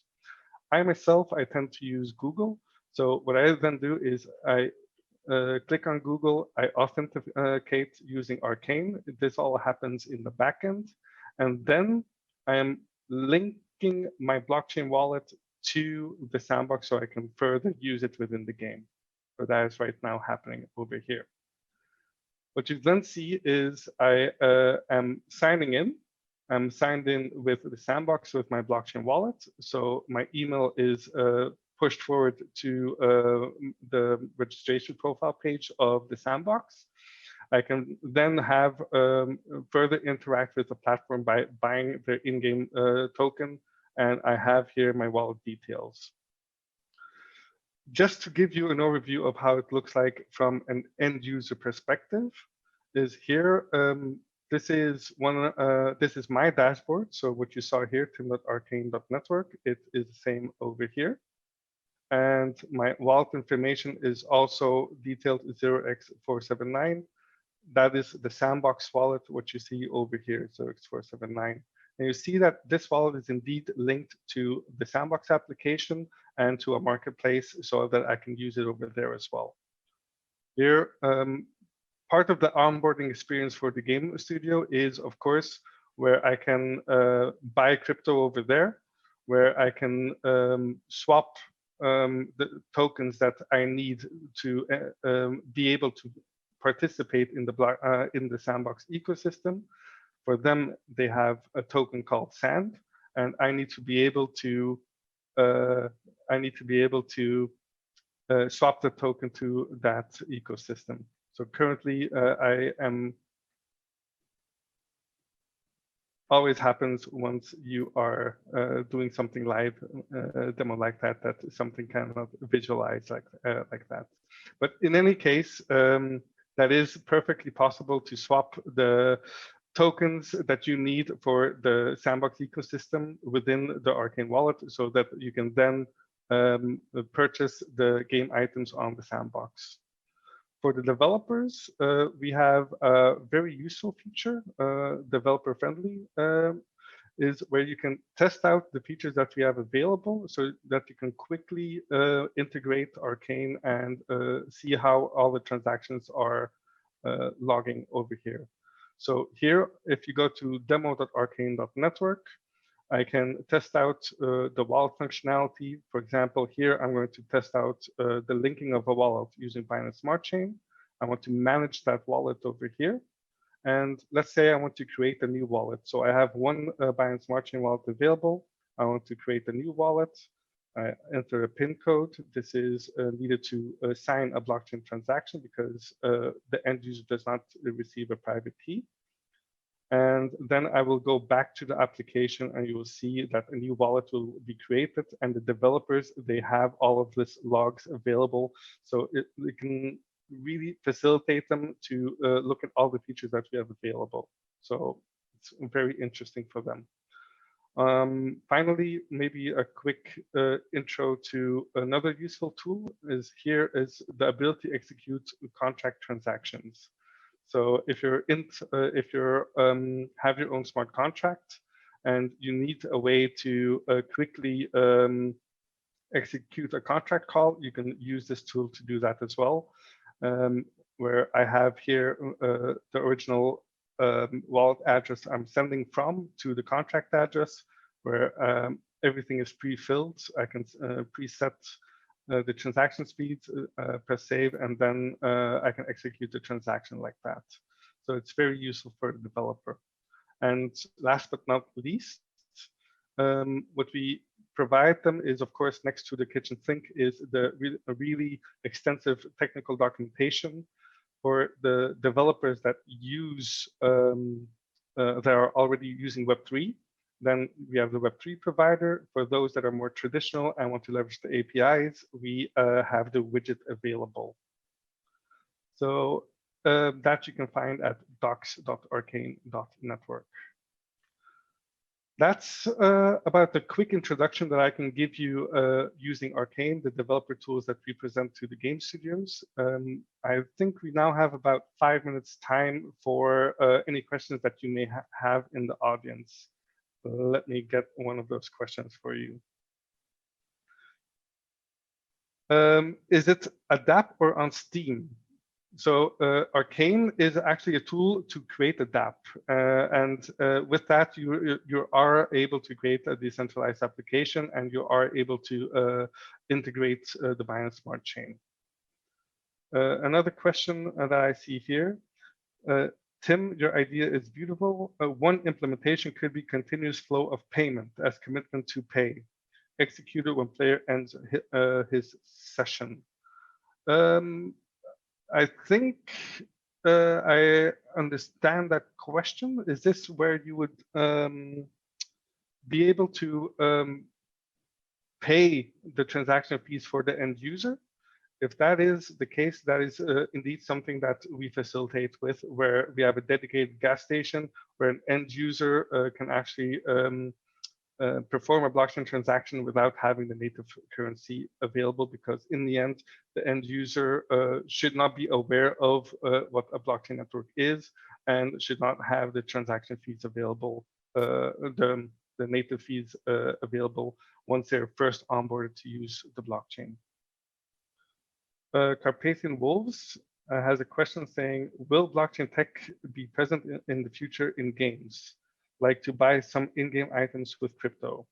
Well, yes, you can already buy in-game items with crypto, but what we also want to do is present the traditional game studios the ability to create game items where you do not necessarily need crypto to buy or transfer the ownership of NFTs. I see in the future you will be able to buy using fiat currencies like euro, dollars, PayPal, Stripe, any of those payment providers, but also use crypto to buy the game items that are available. In the first phase, of course, this will be games that are already using blockchain technology, but I also see that more traditional game studios will be leveraging blockchain technology in the future. So I really do see that EA Games, Activision, Ubisoft, they have a vision forward to move or use blockchain technology. Then it's also the question as in when are they ready to use this in a live environment. So it's always a question of timing for that. Another question is, Arcane Wallet better for the sandbox than MetaMask? Here, that's a difficult question because it's a question of flavor. Someone that is very tech savvy and that says, I understand blockchain fully, they are probably going to prefer MetaMask in the beginning, while we are targeting players that do not understand the risks involved of holding the custody of your own private key, because they would not be able to really secure the private key in a way that is secure. I myself am in the blockchain space for 5-6 years now. In the beginning, my developers, my colleagues were telling me, how are you storing the private key? And how I did that was I would put the private key in Evernote. And they were actually saying how stupid that I was to do something like that. Well, it's because I'm not a developer, and they had to teach me what LastPass is and how I can effectively manage the private key in a secure way. And writing down a 12C phrase like this and locking that up on paper is just too much hassle for most people. Last question maybe, because I'm not fully sure what the timing is, guys, so you need to tell me about that. Arcane, do you have an option to create a game project without knowing code? Well, no, because we are very much a developer-friendly platform, and our software services is all involving APIs. In the future, this would be possible as long as that we extend our service offering, but at this moment in time, you would need to be able to have a coding background. But what we try to do is to put everything at the API level and at the SDK level so that you do not need to understand blockchain itself. So with that, I think I am at my 20 minutes time limit. Thank you all for the very interesting questions. I would now like to pass the torch to Alexei Studnev, the Technical Director and Founder of BitQuery. Thank you very much for your time. Thank you, Tim. Thank you. I'm Alexei Studnev. I'm Technical Director of the blockchain data company called BitQuery. And it's great to be here at Binance Summit Blockchain Applied. Today we will have a short workshop how to use data in the blockchain applications. So if you're building like decentralized exchange or crypto game or trading bot, or you just want to analyze what's happening in the blockchain, you will need data. So we are the blockchain data company. What does it mean? Let's go to slides. So today we will talk about the value of information. We will see how BitQuery helps to solve some problems related to data access. Then I will show you the demo of how application developers can use our APIs and tools in their development, and we'll talk about future plans, and you are welcome to answer any questions related to that. I will answer at the end. When we talk about the blockchain, like Binance Smart Chain, in particular, we think about it as a kind of database. So that's our vision. So specialized database with consensus, with cryptocurrencies, but still we think it's just a database. And a typical blockchain application as dApp interacts with the nodes using RPC, remote procedure calls. But actually, if it needs to have an access to the whole history of transactional events inside the blockchain, there is a problem, because this interface RPC is not quite optimized, and you cannot just access the information that you need in your applications. So, and here we come to help for blockchain applications. We provide the access to the whole history, the whole state of blockchain, and how application can actually benefit from that. Why is it needed? So we believe there is a lot of use cases where this is quite valuable.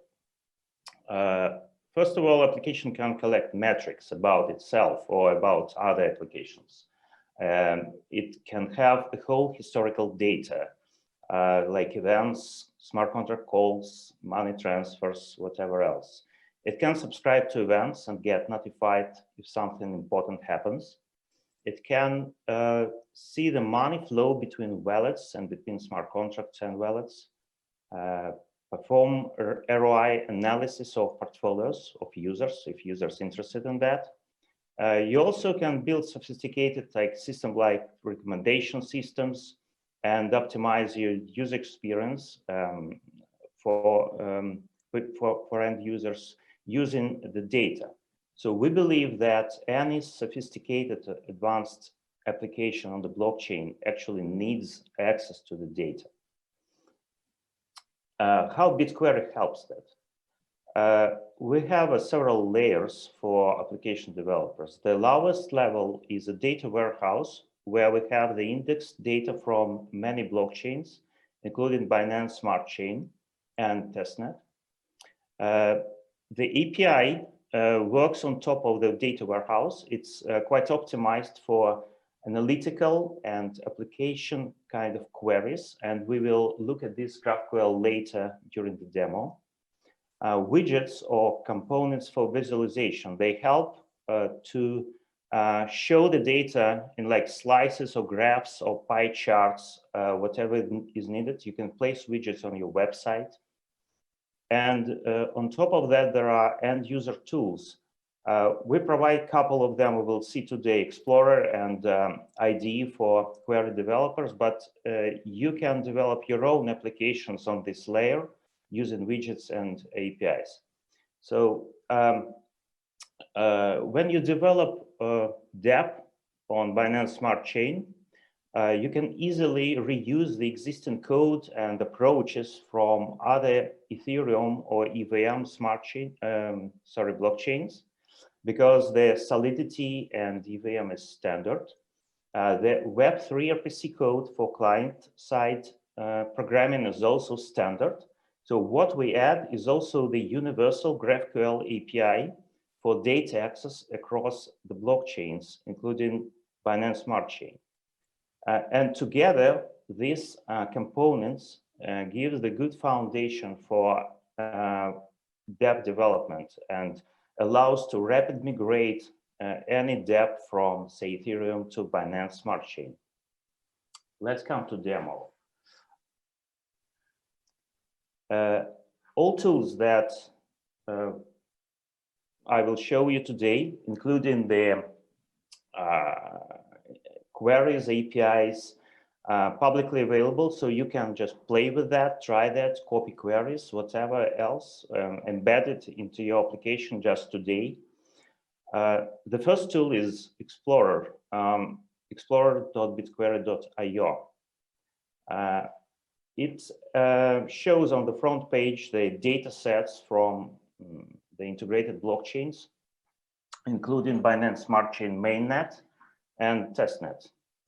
Unlike typical Explorer, it not only shows the transactions, blocks, transfers, but also it kind of shows the capabilities of GraphQL API. That's why any of this widget has this button, GraphQL. If you press it, you get the exact query that used to build this graph, and you can actually take this query as is and use it in your website or in your application. You can run it here and see the data on the right. So let's dig a deeper inside how this API works, because we believe that this mostly interested for application developers. This is another tool which we call GraphQL Editor or Playground, where you can compose your queries, and it's quite simple. So the query starts with a query, then you select the protocol that you need. In this case, protocol is Ethereum standard. The network, you see here the selection of networks that you can select with. We can select BSC, Binance Smart Chain. And then you select which type of data you want to query. Say I'm interested in smart contract calls, which is probably developers of dApps most interested in. And say I want to just count them. I press execute. I get the total count of smart contract calls in Binance Smart Chain, overall network. But what if I want to see the dynamics of this in time? I just add here the date. It's as simple as this, and I get immediately date, counts by date. So it started at August 29, and you see it started from like 100 day smart contract call, but eventually grown to thousands and even millions in October, and right now in November it's today. What if I interested in, say a question, which smart contracts are the most popular right now on Binance Smart Chain? Actually, nobody knows except like us and you. If you use this API, you will easily get it. So I add here the smart contract address, and I will also use the contract type, but I don't want to see all of them. So I only need like top 10, and I add here limit 10, descending count. So I ask to return top 10 smart contract by contract calls. And what I see here, the first one is token, the second is token, and this one is not a token. So what kind of token is it? So I can ask what is it? I add here currency, name and symbol, and I get here. Now I see it's RepDBNB, so number one. Congratulations. RepDBNB is number one in terms of count of calls. It includes internal and external invocations of methods. The second Pancake Swap token, some kind of generic smart contracts, and burger swap. So the same way I can actually place many different dimensions here. For example, I can ask the same question about the method, name and signature, and I get the top 10 methods, which is number 1 in balance off. And the swap here is means the DEX activity on Binance Smart Chain. Swap tokens means. So I can add any dimension here and get the result. And you can use this query in whatever application you like. But actually, that developers not really much interested in the network level of information. What about the particular smart contract? So I collected the query here to demonstrate how one smart contract can be analyzed. So this is smart contract of the band protocol. This is Oracle, which records the rates for tokens. It has the event called ref data update. And I want to read the historical history of this smart contract event. I build this query and I now can get the result here. So this is reading with, say, arguments LSK means token, some rate and resolve time. And I can list all these readings and I can place it into UI or in the logic of my, say, bot or user interface. Similar query I can build for DEX. So this is the DEX that I found on Binance Smart Chain. The address is this one, and I listed contract methods specifically about trading. So it has special methods for trades, and I want to count the calls and gas value spent on network fees. I get the history. So this DEX was deployed at September 18. It started from 1 calls and it grown to significant numbers of tens of thousands trades just now. So what if I want to display this information? I can copy this query now. I can go to the widget. I place here this query, apply changes, and now I will see the graph of trades historically. So this is by date trades on this smart contract.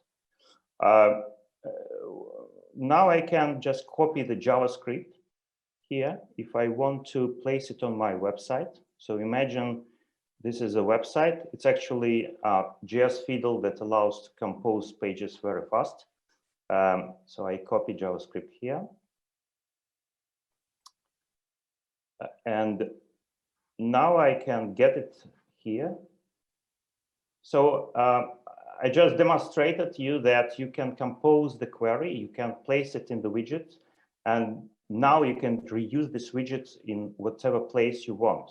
I can slightly change this, say, trade on my DEX.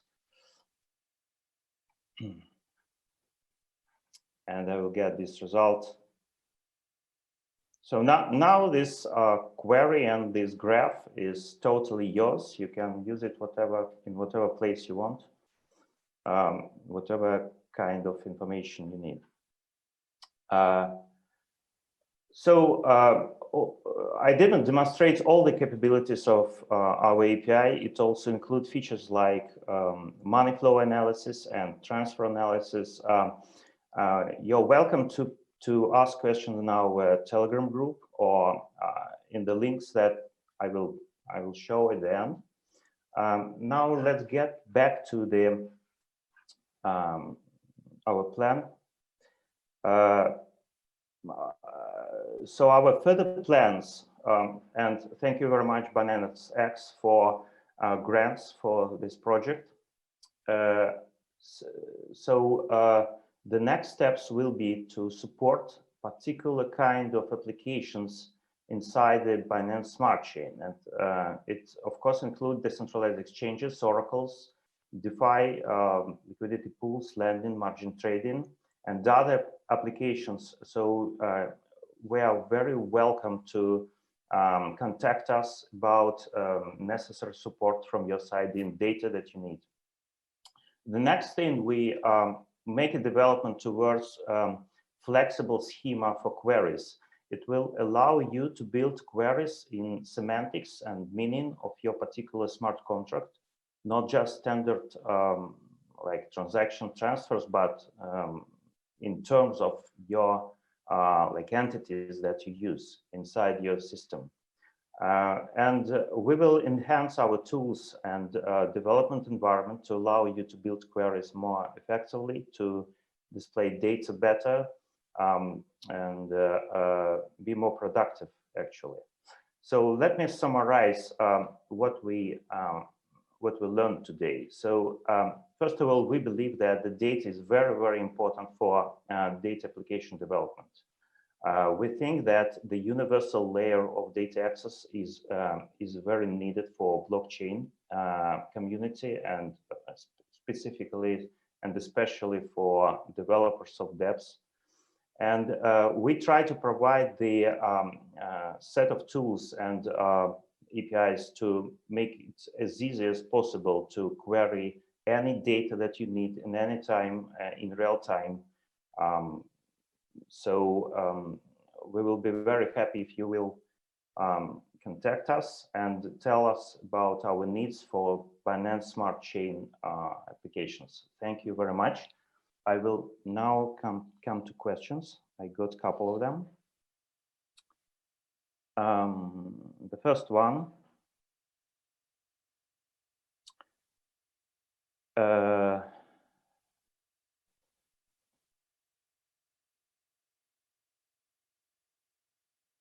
Do you offer a public API where developers could build something, even with free premium access?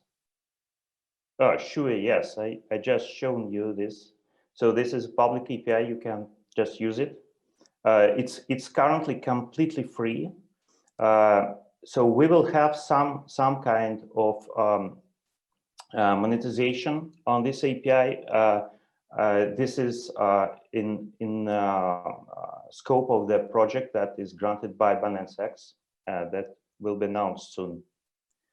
The next question, do you use Graph.js or handlebars? Don't see full screen the demo, so I can't read the code in JS Fiddle.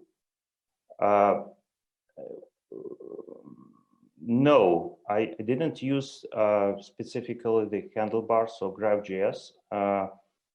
So maybe you mean how we visualize the data. So we just use plain JavaScript. You can use your own tools to display the data. It's not a problem. What do you think is the biggest advantage of building of Binance Smart Chain for developers? I think the biggest advantage may be to we think that this chain can be interesting for DeFi applications, first of all, because it's integrated into the trading system of Binance. It's integrated with DEX Binance chain as well. We see the movement towards trading between the blockchains using the Binance Smart Chain. So we think that this is number one of applications that will benefit from moving to Binance Smart Chain. And also it's not so loaded, and it's more performant rather than Ethereum right now. So let's see. We think it's an advantage because it's new now, and you can get advantage from this movement. Can we run a query only in Binance Chain or in also other chains, Ethereum, BTC, etc.? Yes, you can run a query in any of the blockchains that are listed on the front page of Explorer. It's a list of all the supported chains. Yes, you can run a query in any chain. Thank you very much. Thank you. It's great to be at Binance Summit. Thanks.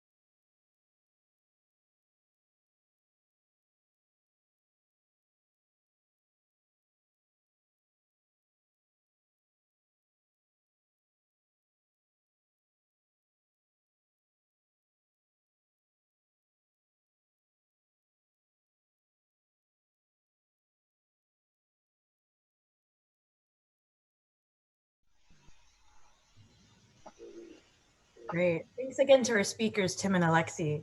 And thank you to everyone who's joined us over the past few hours. While this event's about to conclude, we'd like you to know that we have more in store for you in the near future.